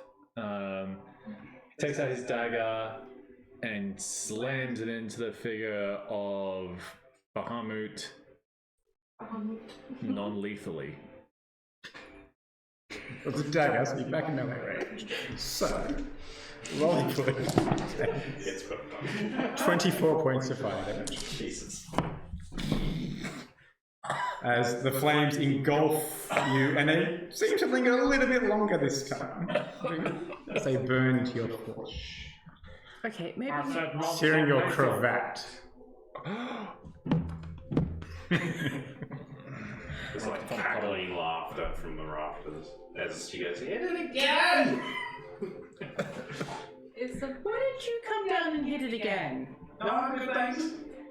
Isabel will draw her weapon, but kind of set it down in front of The platinum dragon melts into a liquid pool and floats down in line with the next room, flashes into the light. What did you do? Sorry, I missed it. Isabel Just put her weapon down. Alright. Party boo boo, Isabel. I prefer not to get singed. No, it was hilarious. Kit's gonna take a second to heal herself. Yeah. Colossus is like, does anybody need healing? I would love an extra boost. He walks over and puts a cure wounds onto Kit for pretty decent. That is 11 hit points back. Beautiful. And Kit's also going to expend her use of Second Wind. Turns to Lolliput and goes, Lolliput, are you injured? Yes. Yes. Sorry, my friend.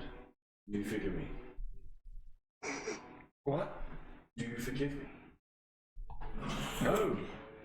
I will show you that Eldif is... Don't be weird about it. It's on 11. He heals you too. Thank you. Another kill wounds.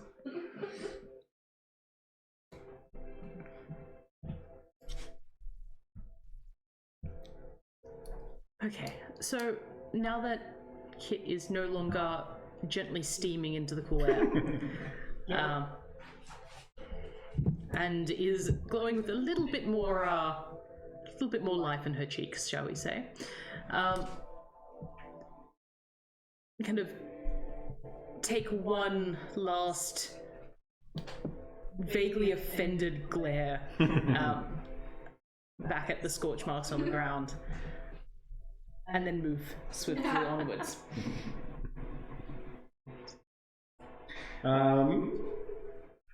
Next is the radiant golden haired figure that you assigned to the left hand.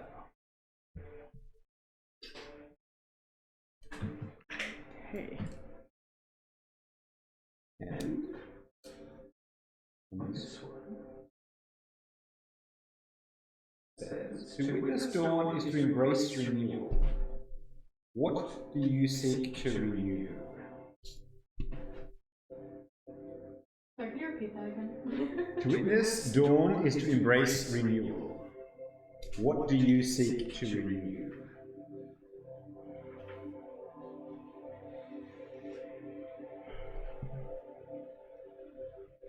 Brain's not braining. How do you... Does anybody have anything they'd like to renew? I don't know whether they'd particularly like the answer. I take a few steps back. Go ahead. Go I have a shot. have one.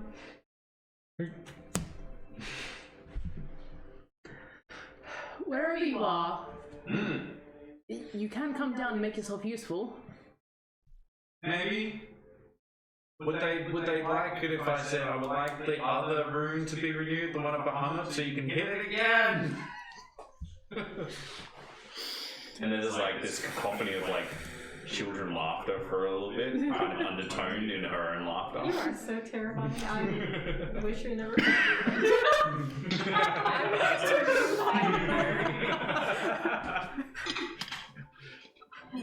And then you get this tap on the shoulder, and she's like, Look, I'm already steaming at this point in time. There's, like, everything is, like, various levels of uncomfortable, scratchy, or, you know, still slightly charred. I don't think Kit has the capability to be scared anymore. She's like, yeah. I'm just like, impressive. Like, draw the finger over your cheek to get some of the soot, and she's just like, You can lick it again. I'm onto you. not yet. I'll keep this one for later. Well, did you actually have a serious suggestion? No, but you said for me to come down here and be useful. I can say something to it, but it probably won't like it. I take 3 more steps back. Actually, out of curiosity, so with the, in terms of what I know of, the Celestial War and all that sort of thing, Yep. where did Lathander stand in it? No, you haven't come across anything to do with it. Okay. So maybe they weren't not Less of like a it. dickhead than the rest of them. Yeah. Hopefully. Which would suggest that whichever side, based off what you've learned so far, probably not a major player. Because Yeah. you've come across the sort of the major elements.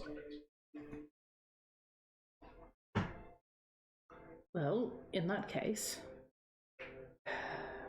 please don't set me on fire. And I wish for people to find their own agency away from the gods once more. That is what I wish to renew. The motif begins to sort of reverberate as the entire party is struck with a strange vision, and you feel hope sucked out of you, and you feel a sense of hopelessness and lack of purpose as your vision shifts to darkness, and you find yourself looking through an empty, endless void. And you can see that in every direction, as far as you can see, it's just an empty, eternally dark void. There's no light, there is no shimmer of anything. But within that darkness, you feel as though there is something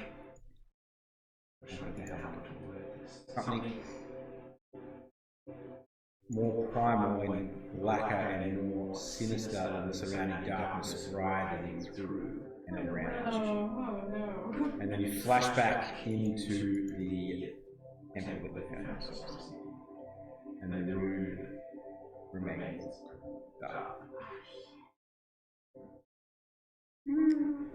I did say they wouldn't like it. That's the answer's within line. So it does light up that room. It's in line with the idea of hope.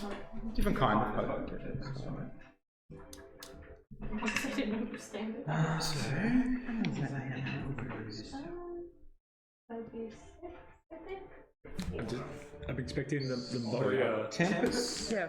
Moradin. I'm expecting Moradin's just to be your dwarven archive test. In fact, there are No, 3 tests. that was it.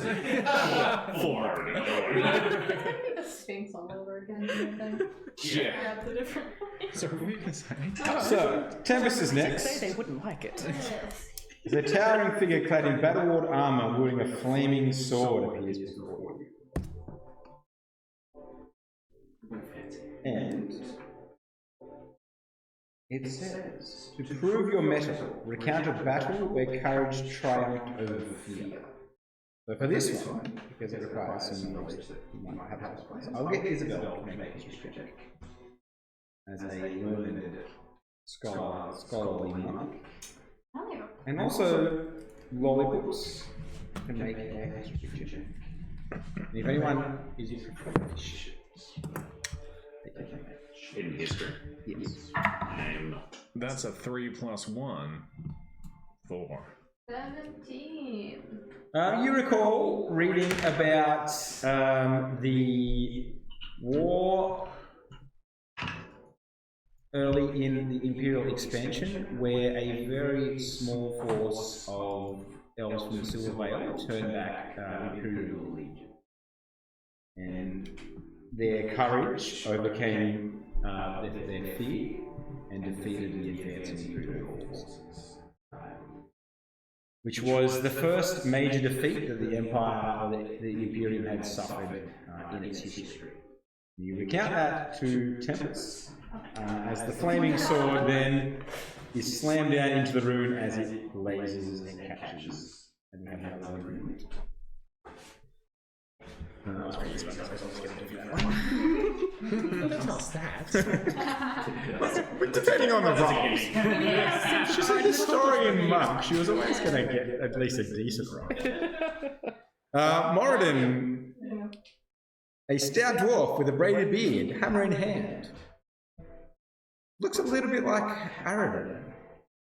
Forge a small item of significance, a token of craftsmanship as a spectral anvil and hammer appear. Ooh. Do we still have any of those, the forgeries of the Clockwork Moon? Because there were a few of them made, right? That's what you all said. He did make a couple, didn't he? I think they took. You do have some. I think we took one or two. Yeah. Boss is like, yeah, we have to. I mean, if it was made at Aradin's hand, the greatest smith that resides in Mordoon. He does look a bit like it. Falstus? What?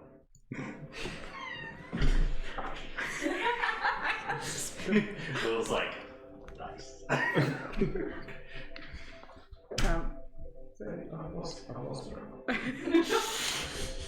I would wager that's probably the most appreciable token that we have.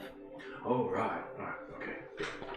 Rummages around in his backpack, gets out one of the fake ones, and Pulse puts it on the anvil. Dusts the pocket of it first. The offering is accepted as Moradin's rune also flares to life.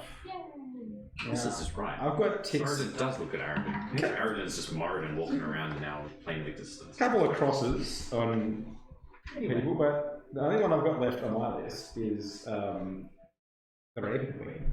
I feel like I missed one. You didn't do one for Eldath. No, Eldath was first. Oh, Eldath was first. Gaia. You didn't even do one for Gaia. Because I had Mistra on my thing, but I don't want her on there. Yeah. Was Talus also one, or did we already do Talus? Talus wasn't one of that. No. It was Tempest. Gaia's symbol was a pointed mountain, roots deep within the earth. And there is a scattering of soil around the motif that appears as though it might hold some form of significance as you approach.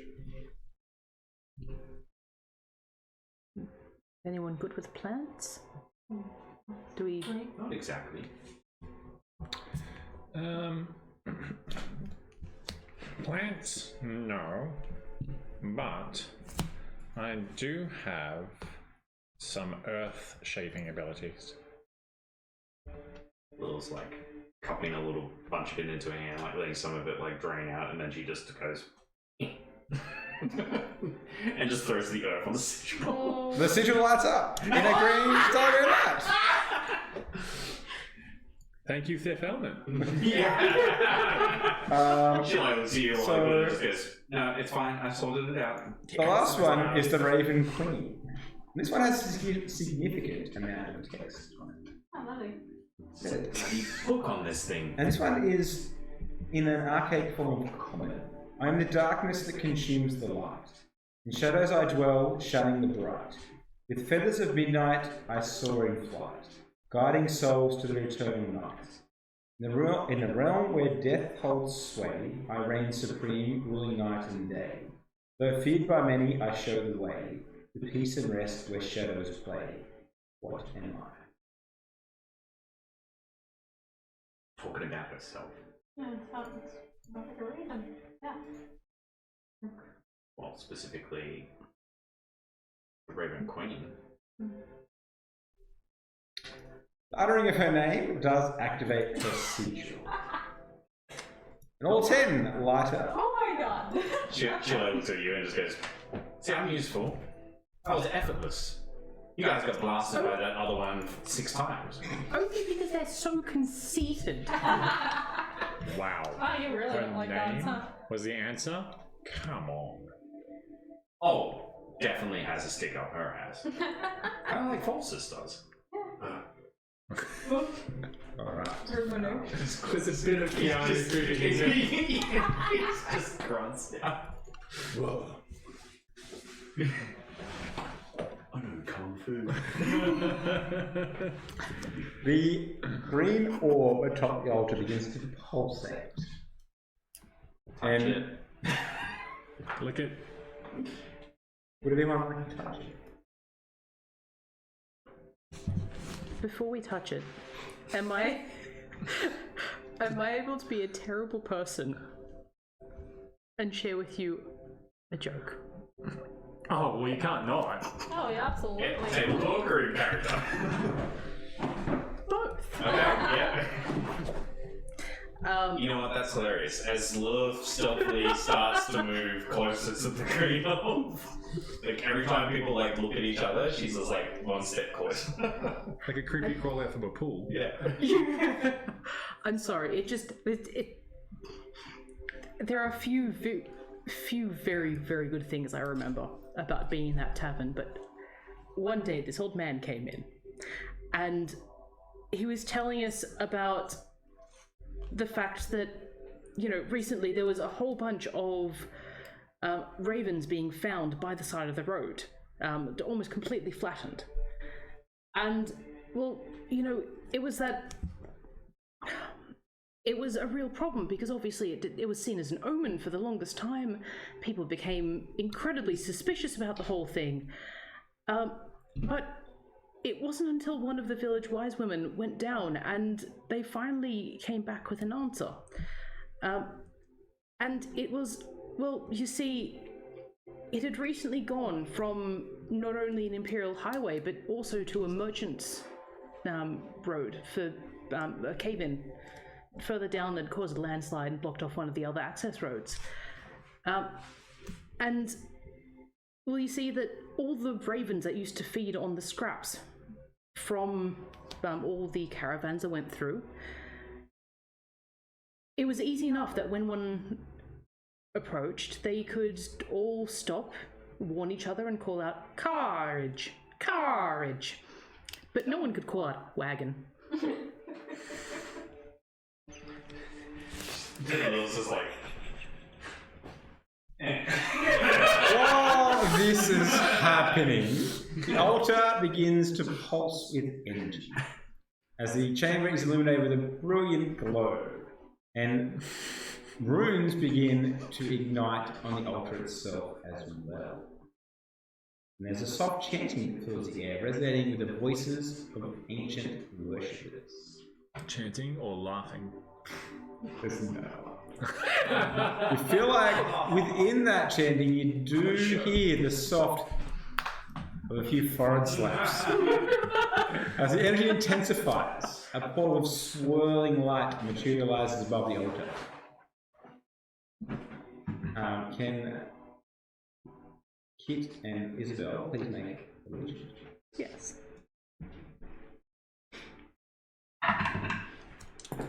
this is before I touched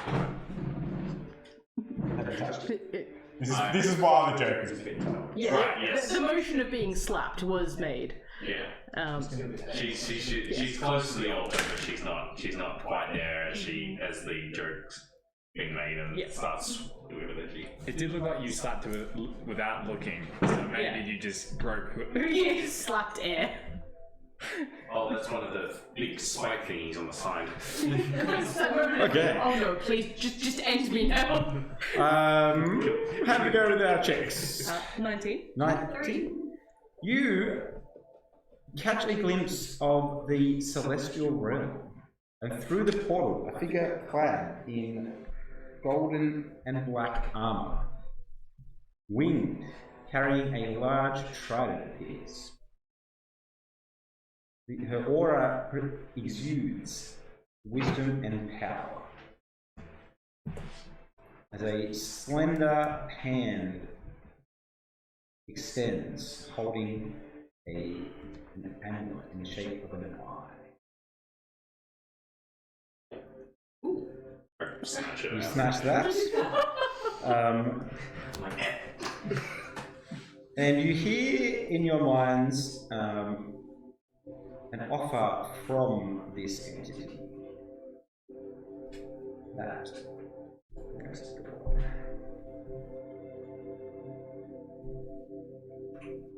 I can offer you the truth of a single moment in time. Choose wisely. It's like per person or one for everybody? That's the question. But not a moment in time. Yes. Collective.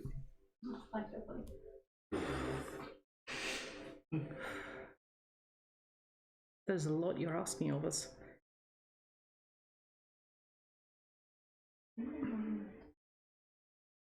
I mean, I would direct this towards both of you and Faustus even. I've only been with you a short while, so I don't know the intricacies of what you've done to get here in terms of sort of stopping the forces that await us. Sorry, this is table talk. Where did Lollipop go when you... I know. The most important question is, where was Lollipop after he walked away from us? Wait, no! How is Gregory doing? Waste. Oh my god. Excellent.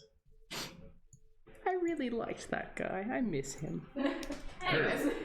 Who are you guys talking about? Oh, don't worry. Just a dwarf that. Just a really cool dwarf that I really liked. Yeah, he was great. While this is all happening, the idea that this altar and what this altar is conveyed as, and you understand to be the altar of ascension. Look, I'm all for whatever. At the end of the day, I have my own selfish wants of seeing moments in time, but I know Holstus and Lilliput have a little bit more stake in great machinations. Can I just make a point here? In this bargain, that did Lilith hear it just in her head, or was it something that was broadcast that we all? I think we all Everyone heard it in their heads, and you did all hear the same thing, but no one has specifically said this is what I heard. Well, this is what I heard. I'm going to repeat it. Doesn't sound like the moment has to be in the past, nor the present. Whatever Holstus here. Holstus here. Whatever helps us stop the coming darkness, I think should be the best moment. Whether it be finding out more information about the past, what happened here, finding the truth, or finding out if we manage to stop the alignment. I like your thinking, Lilliput. That sounds good. What are the unresolved threads in the past that could lead us to where we want to go? Where's the other seal? Where's the other seal? Theoretically, we could find out where it is now. A moment in time.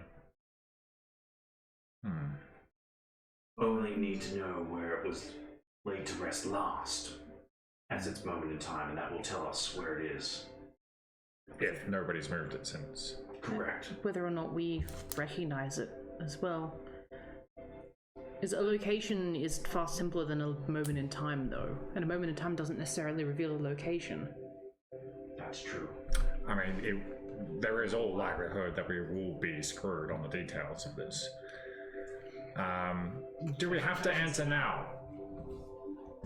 Do we? Is it a now thing, or Can we return? Can we bank this? Do I have to touch the green thing? Yep.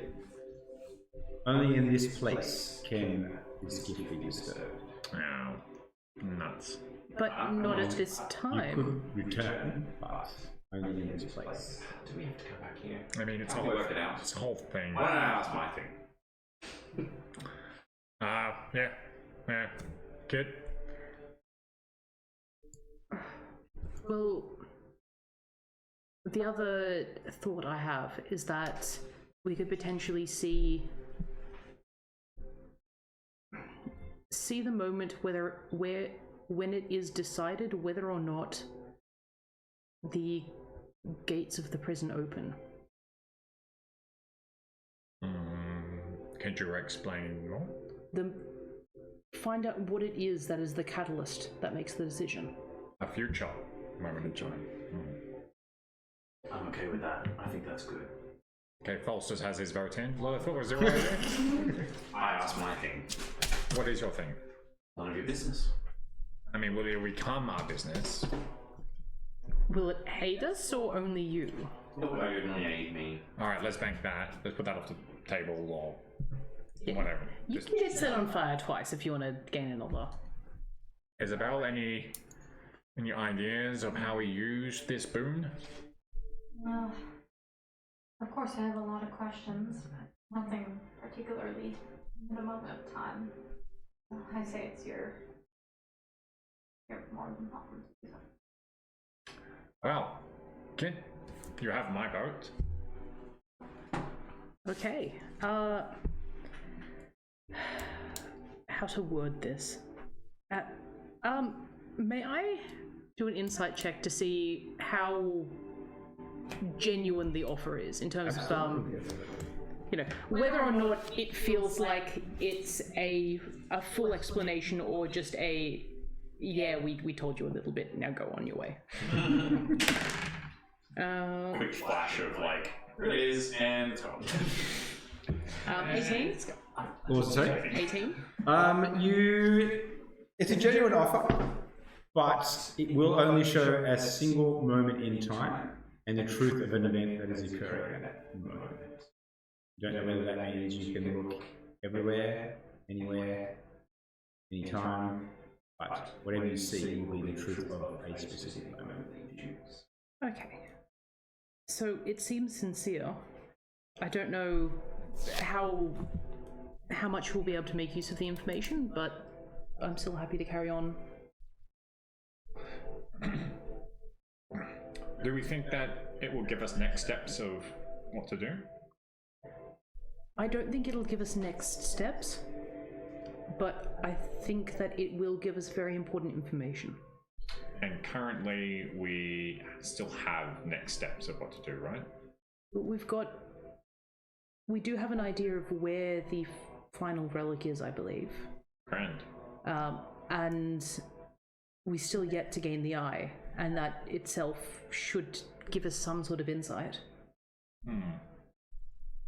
Oh. Wasn't the necklace that was being dangled? Yeah, is it? Is the... You recognise it as the eye. Yep, okay. The celestial eye.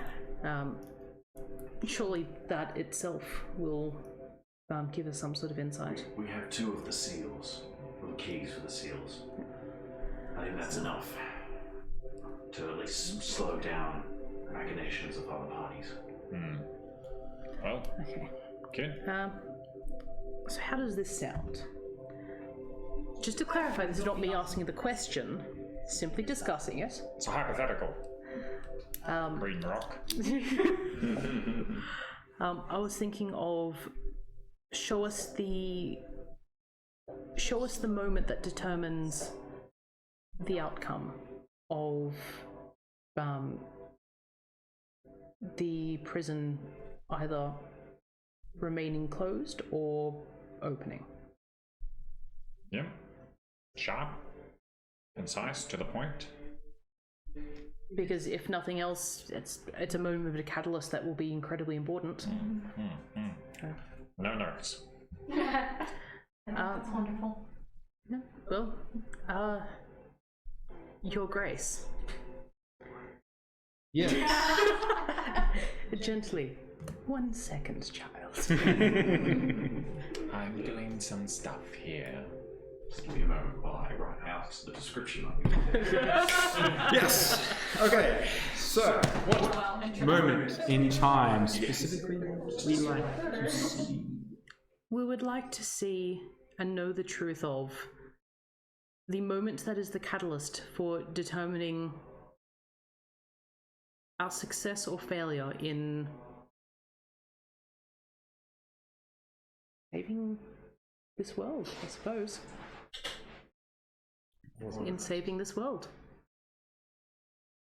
So, as you define this particular moment, you feel your very essence pulled from your bodies, violently hurled across time and space, and you see the surface of Amar speeding away beneath you. In the distance, you see smoke and flame as a large forest looms. Smell of death, decay and burning fills your nostrils. Lollipop, you recognize this as the Silver Veil. Not my home. You see the Dark Elves lying charred and broken. Not my elves. The Heart Tree looms in the distance,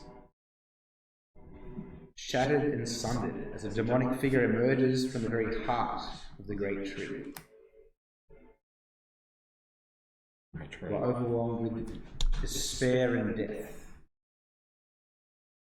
and the clashing of the weapons.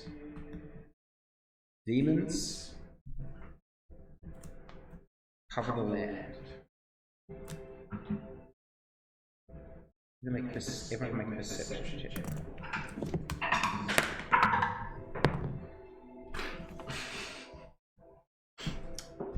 Four plus 3, 7.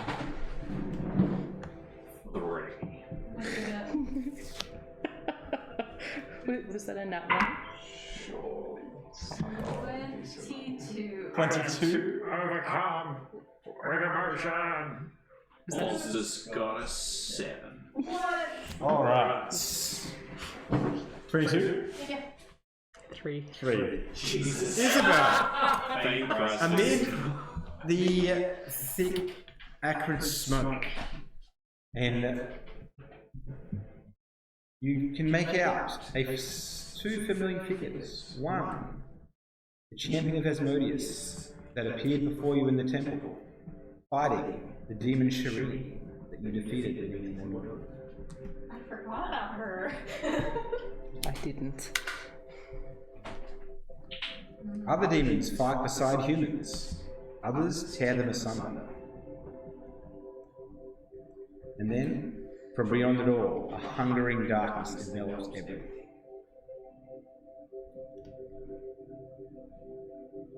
But a single faint light in the shape of a shroud emerges from the darkness. You are pulled back into the altar of ascension in the present moment. Do you feel like that light was in the vision, or it was the getting? No, within the vision, yes. It was felt like it was from within the vision. You said demons fighting with and against.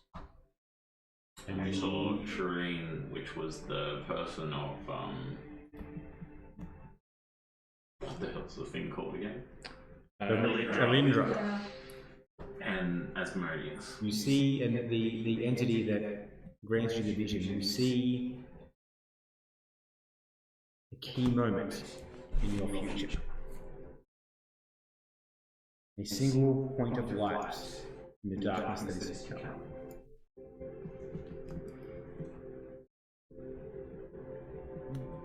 Well, that was awful. Is this a predetermined destiny?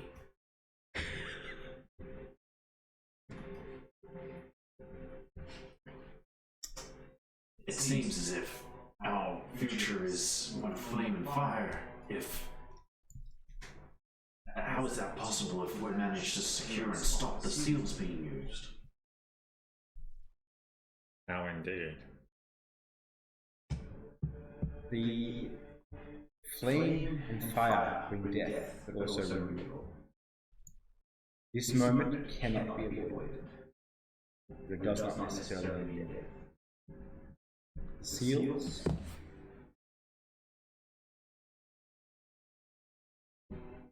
can hold back some of the death, but the darkness, the seals do not hold at bay the darkness that comes. Lolliput is furious. Both light and dark are concealed in the vanish. Not all death. Not all death. I witnessed my homeland, my very people sundered. So it's just the elves that pay this price. Once again, is it? Is that how it all happens? Your people protect the gateway. The tree itself protects your land, but also connects it with the other realms. It will be the site of the breach. I see. And the bill's just come due, has it? Apparently, Lolliput it has. And there's nothing we can do to change this. I'm destined to watch my homeland burn.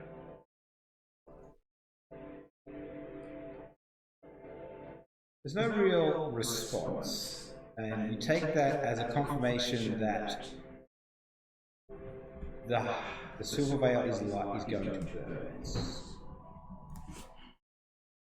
Perhaps, Lolliput, we can at least warn them. Tell them about this oncoming darkness and they can evacuate people. Perhaps get people out of the city. If it cannot be changed, as you said, then there may still be good that we can do. Correct. At least by knowing the truth of the situation, we know which elements are set and which aren't. And we can work around those. Did you all notice that not all demons appeared to be unified in that vision? I thought that was quite weird. Weird, right? Yes. Right? Like, really weird. I was incredibly disoriented. Oh, look, something to catch you up on. Had a bit of a powwow with Lolth. Long story, blah blah blah. Also, that demon lady, Shireen. So Lolth and Alindra both tried to tempt me, but Alindra let something go. She served someone greater. Someone she referred to as the big bad above, a big darkness. Super dick bag. Super dick bag.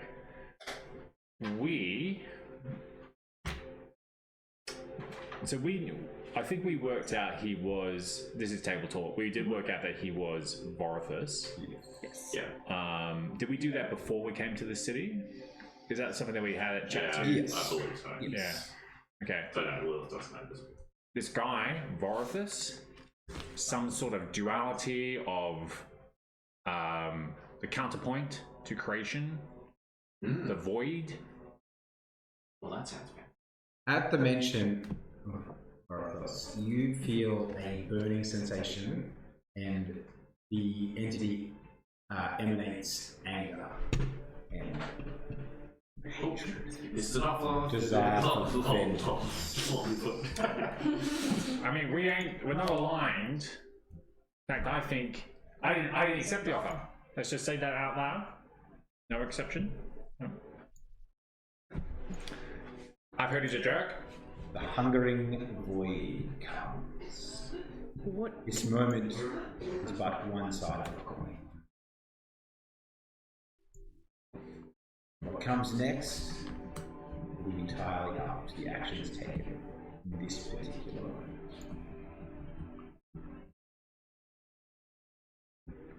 What can you tell us of the void? You are one of the very few that would have knowledge of it that wasn't passed down from memory to memory.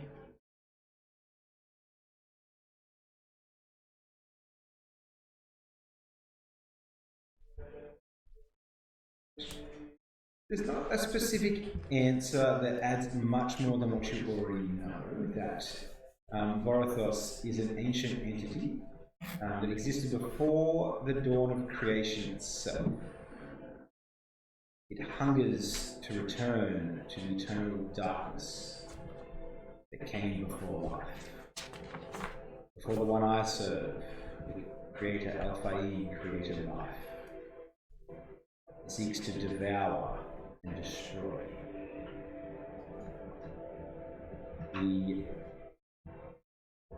We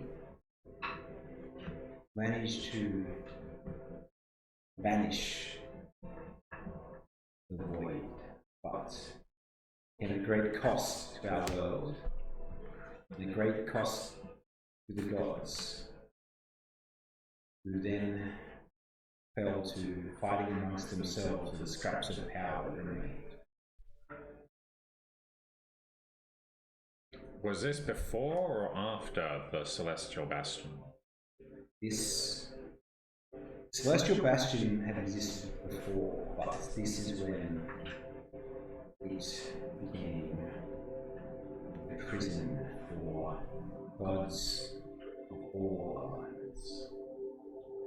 Those that disagreed, those that defied the three, their followers were systematically slain, weakening the gods they worshipped, and then the three took the gods themselves and imprisoned them. Did this all happen at once, or is this a gradual thing? Timing is uncertain, but it was over many, many years. It's over time. The war had begun before I was alive, before I was born, immortal. It continued after I ascended.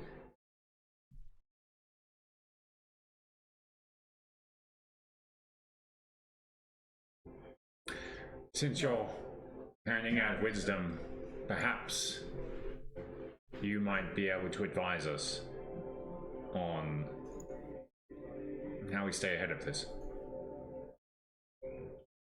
I am expending much of my remaining power to appear to you here. I too am locked within the bastion. What?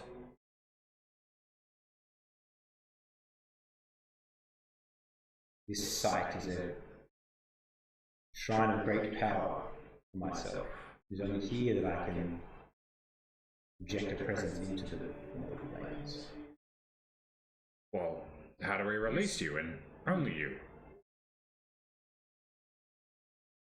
Only me? Impossible. Great Bastion must be opened. So it's all or none. Or none.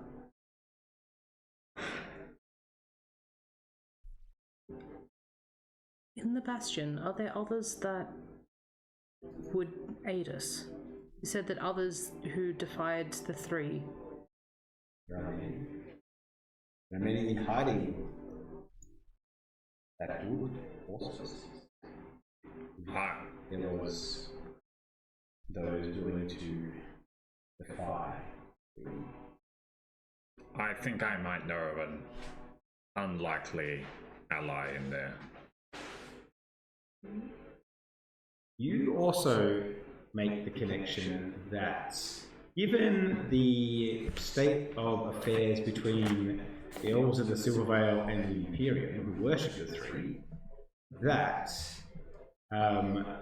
Saloon would be a likely place to seek alliance.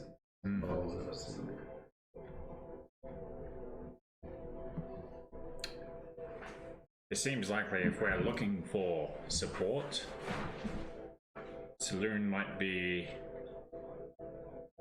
a very, very real opportunity. I agree, and is the greatest fellowship of theirs in the Silver Vale? Yes. Then if we venture for the third seal, then it stands to reason that we should go there anyway to give them as much warning as possible. Yes. So, do you still have contacts in the Silver Vale? Unfortunately, I have a few. I'm gonna touch the... I'm not activating, specifically not activating, but I'm going to touch the sending stone that I still have in my pocket. Thinking of the direct channel that I have to my mother. I had some family connections there. If you trust them? Ooh. Yeah. Oh, that's a kid. Oh, that's a big one to unlock. Trust is definitely not the word I would use, but he has a position of station that he could definitely exploit in our favor. Okay, well, if you have a position of power that you can lean on, then it may be worth sending word ahead to the followers of Saloon. Look, I will burn every contact I have if it will make one life's difference in this fight. Though, I do think we need to be tactical, particularly, and I take out this sending stone, about who we contact with this, lest we play our hand too soon. I agree. It's not something to be done in haste, but it is an option I think we shouldn't forget. Yes. We'll find allies on both sides in this war. Even the Dark Gods seek dominion over something. The void will take everything.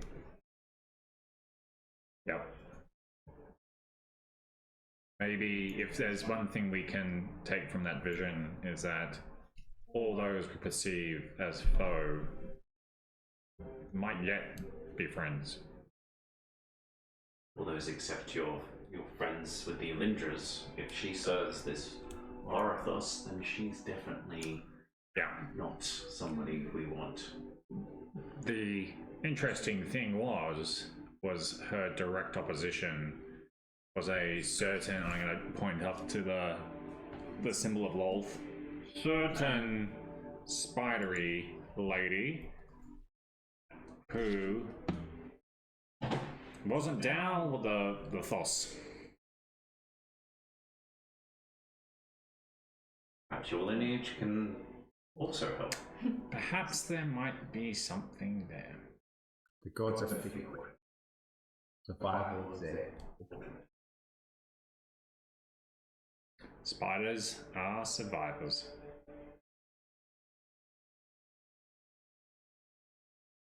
You can see that the longer she stays, the less corporeal her form appears. She seems to be slowly fading as her power begins to sort of fade in the projection. But still present. I I have nothing else I can think to ask in this moment. If you leave us now and we return, will you be able to appear again and make contact? As the veil between worlds continues to thin, it is possible, but I can make no guarantees. Then, unless anyone else has further questions, potentially best to save your energy. If the prison does open, as that vision seems to suggest, then look for us on the field of battle. We will try and make a difference. Well, actually, I have a question. I mean, I just said something cool. Fail.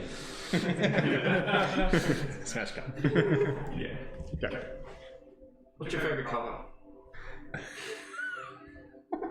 Worth it. Given her gleaming gold, which also seems to speckle her angelic wings, you assume that it is gold. I'm not too sure. I'm asking her. It is gold. Nice. Favorite food? What did you see back then? Haven't eaten in 1500 Sensitive. They've got some really good street food happening now. I had this ramen in Muldoon. Oh man, you would not believe it. It was so good, man. Top notch mouthfeel. I love your hair. How do you get it like that? I'm thinking of like changing it up a little bit. Well, I don't think the image of purity suits you. I can try, thank you. No, you probably better go. I mean, this is just gonna keep. No, I've got more questions. I've got more questions. And she starts to like slightly laugh. No, I've got so many more questions. She needs to say. No, it's fine. It's perfect. she does, before she disappears, she does look at Lilith and say, there are so many things that you could ask. Wasted this opportunity. Oh, slam! It's like, she says wasted, I say valuable income. She likes gold. There is a hair job.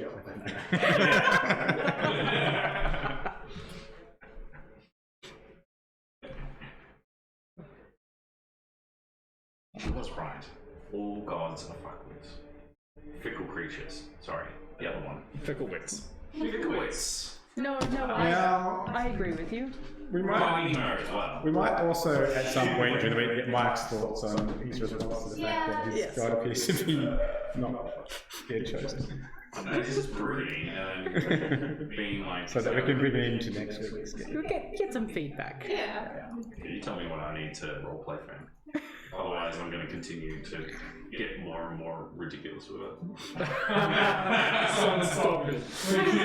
Somebody's going to stop me. He's gotten too powerful. I'm forces.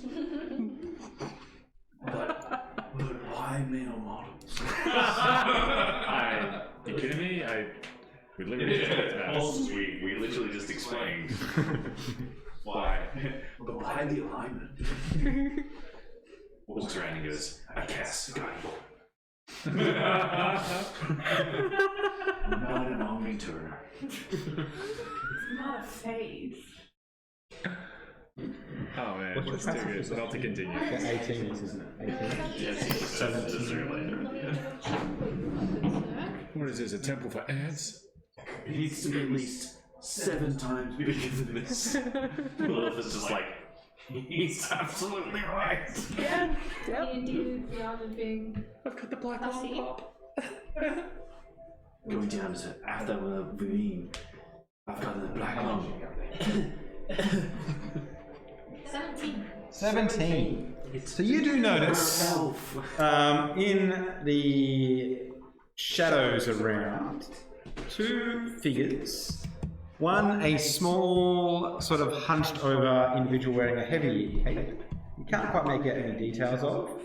And the imagery of the demonic champion that appeared for Asmodeus's trial.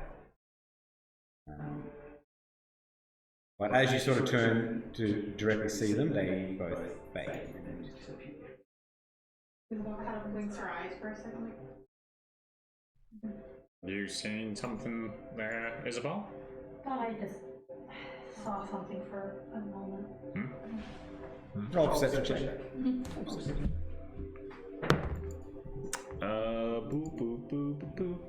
That is a 14 plus 3, 17. You just sort of catch a glimpse of a disappearing, hunched over figure. Something incredibly familiar about it, but you don't make out any of the specific details to make it look as to who or what it might be. Alright, some sort of hunch. Oh, no, wait, it's gone. Did you have a hunch? It was a hunch, like a hunched figure? Is that what you saw, Isabel? Yeah. Hunched over. It was tiny. Tiny hunched over figure. Is that? I also saw. Tiny. Yeah. Tiny hunched over figure. Can I do like a history check or an insight check or something like that to explore? See whether you can make connections. Where you might have seen that before. Explore. It's not great. It's a 10. It's a 10, Luke. Yeah. It's on that Something about it, but just not tip of my brain tongue. there. Oh man, what is? Right, we've got what we came for. Shall we make like a tree and leave? Tree. And branch? Yeah, that's the one. Is that the same? Well, you tend to travel alone, so. Oh, I'll stick with you That's guys. pretty good. I forgot how much fun you all are. Especially Falsus, right? Oh, he's absolutely hilarious. Especially now that he knows his gods are fucked with. Evil god. He's not an evil god. She's not an evil god. Oh. It was like, ooh, I think we touched a nerve. Potentially. Poor false. I feel like there's going to be a very long conversation ahead. With who? I mean, many people really, but Falsus especially. Oh, don't talk to him. Fuck him. I'd rather not if it's all the same to you. Yeah, it could get awkward. You do We need also, to party relationships always. while this has all been happening, recall that Aridin, was it Aridin? Or Moira? Aridin gave you a list of contacts. Yes. One of those was someone in the Silver Veil?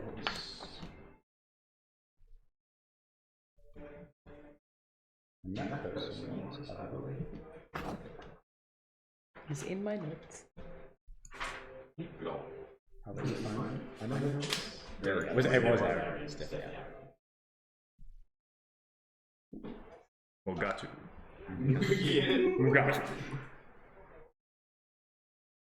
Valindra Zanasta? Zoroastrian? Yes, Valindra Zoroastrian in the Silver Veil, which a lot of people know exactly who that is. Oh, It's all people remember who that is. Darker point. you gonna do this to me? Yep. Yeah, alright. Oh, good. That is the High Priestess of the Moon. Actually, good question. Can you read my writing? That's a great. Roll perception. Be like, one. No. Do you have No. Do you have proficiency in calligraphy tools? Do I have proficiency in Calligraphy tools. I have proficiency in the calligraphy of my face. No, you know that that person is the High Priestess of the Moon, Oh, okay. and then a very powerful figure within the Silver Veil.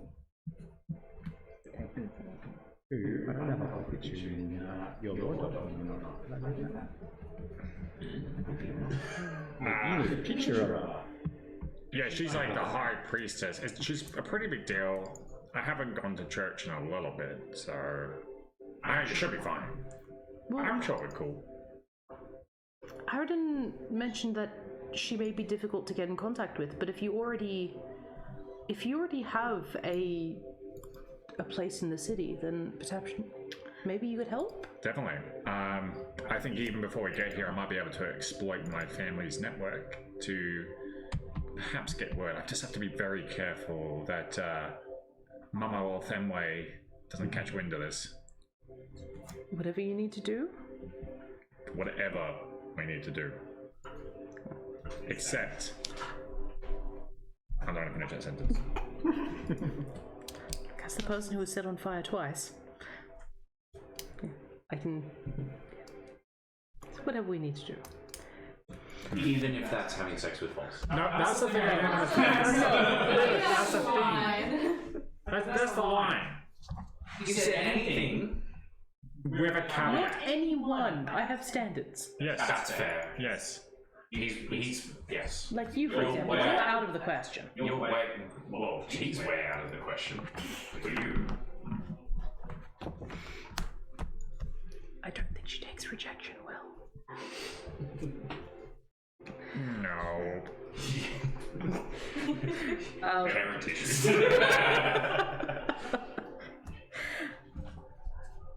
Okay, so we've got... So we still need to... Well, if we have the eye... then- Lilith, where's the eye? I'll pull it out of her cloak. Here. Can we have a look at it? No. She's like, yes, of course you can. She's like, spin it around and around. Throws it at you. You do know, as it is being tossed and spun around, that the eye is always facing in that same northerly direction, no matter which way you hold it. No, it's a googly eye. Where's my dice? I didn't bring the big one. Okay, well, I suppose that's... It wasn't pointing towards the... It wasn't pointing towards the amulet in the vision, then. It's pointing towards something else. We got really lucky coming across this temple the direction we went, but... Let's get topside. And we have a heading. Yeah, we do. I'll identify it for further understanding of its properties as I have that magic. And try and work out what I can glean from it once we have camp. Yeah, once we have a moment to rest. Though, getting out of here first, I think, is our priority. Alright. Now, given the time, we can either smash cut to getting out, or we can pick it up here next week. Do we smash cut to get it out, or are we fighting shit on the way? That's a great question. I would like to do I do one have a thing. series of rolls that determine how the other party went. So, Yeah. save this image. However we leave this area, I will hang back until sort of the party sort of ventures onwards a little bit, especially Falsters. And I'm scanning ahead. yeah, and I will remain behind just enough to snuff out the torches in front of Tempest, Elveth, and Talos. Oh, But me, damn. I don't think I have that. I don't want to have to roll for that and potentially fail. You do hear a cackling laughter echo. When she does that? Yeah. Oh, snap. Either pissed someone off or made someone proud. Potentially both, but I'm willing to take it. Yeah, that's just a little. That is a religious slam if ever I've heard one. Damn, put out a torch. she just yells, "Fuck you!" What was she telling me? Just conceited bastards. Alright. And anyway, so yeah, that urge to be incredibly petty is now justified. What do we need to roll to smash cut to the top side? Alright. Either smash Well, cut there are to- 4 of you, and there are 4 on the other party. So I'll get you all to roll some a D100, and we'll just go for it. Yeah, all of us. Yeah, you can roll for each character. That and that. And if they all fail, then you're going to have to probably fight away.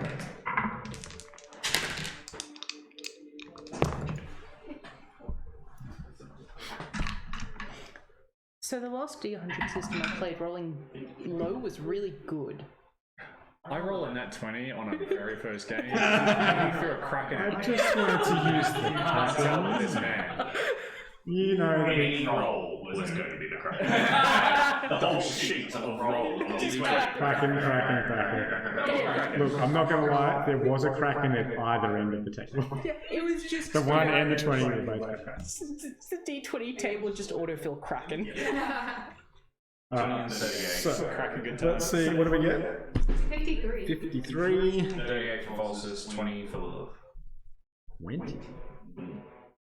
8. 8. Nice. 25. 5. That's good, right? Yeah, that's good. For percentage, you roll under. That's good. Oh shit. So you've let us down, the rest of us have rolled good. Ultimately, it's collective, right? Right?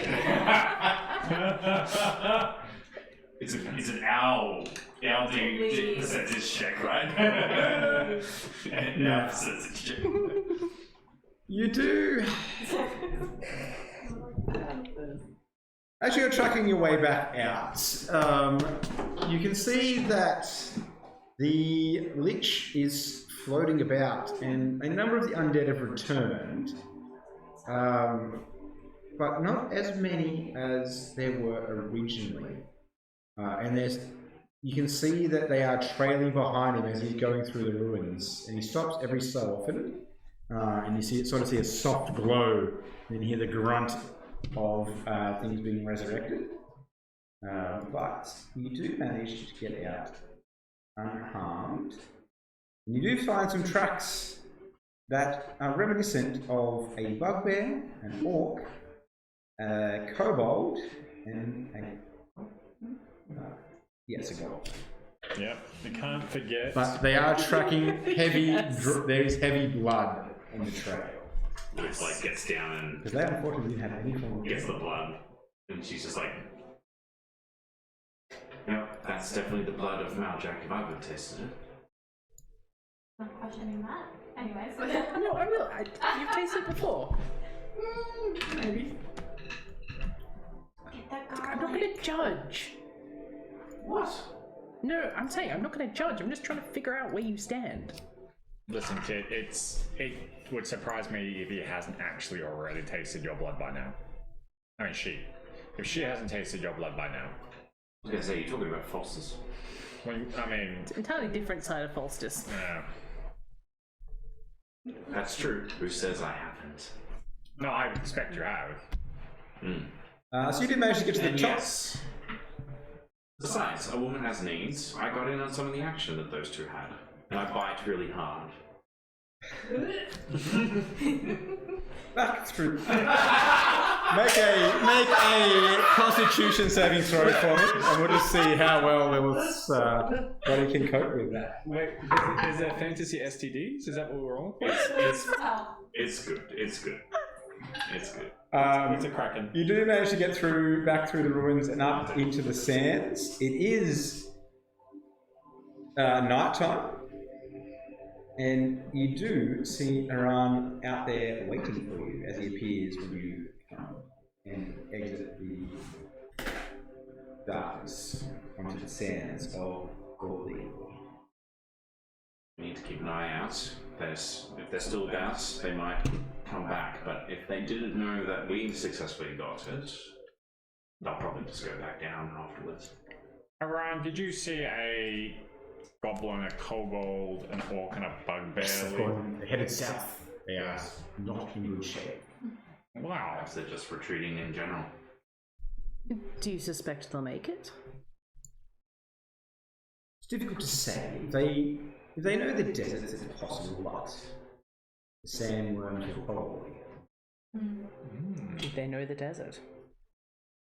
Shank is a pretty good tracker.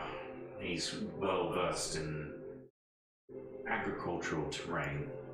There's a good chance that under his stead, if he's still got it, he'll get them out alive. He was the reason we got this bar in the first place. Pain in the ass, little shit. But I'm going to immediately go pat Zilliput. which you'll all remember is my sector. Camels still there? No, we didn't come. You guys didn't come with camels, I'm pretty sure. We went on to the bugs. You went on the bugs. Yeah.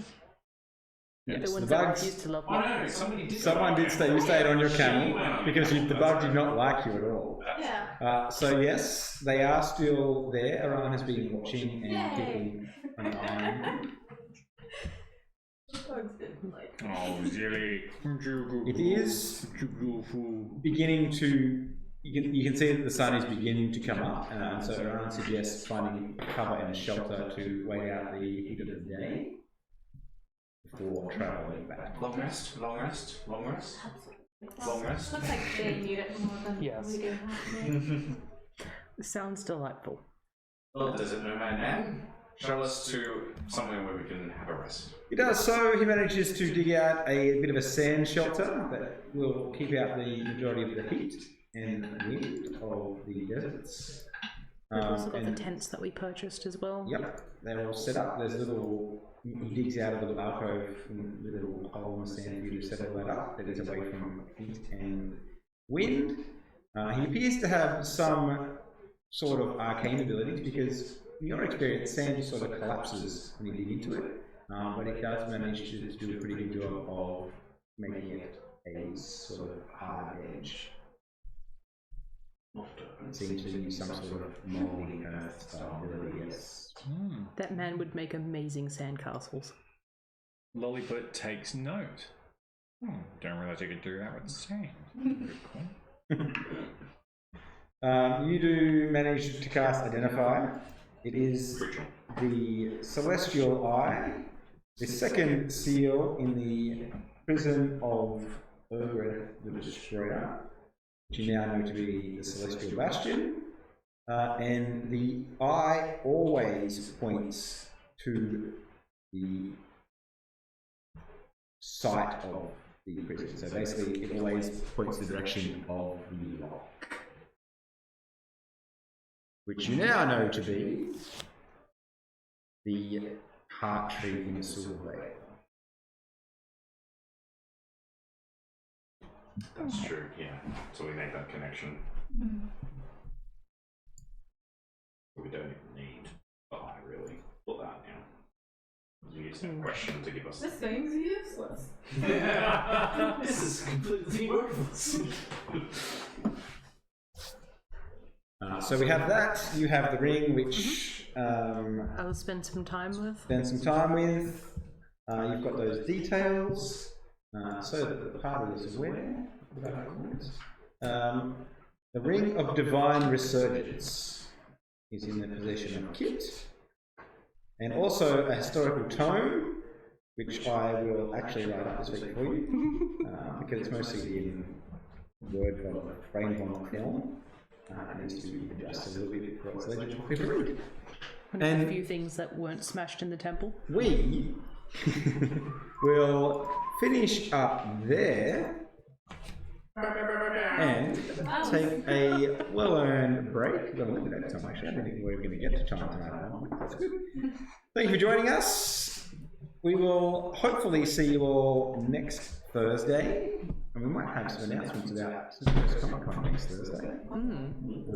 Because I need to pay some money before we actually apply for it, because we need some numbers. Thank you for joining us in our adventures in Amar, and we will see you next week. Bye.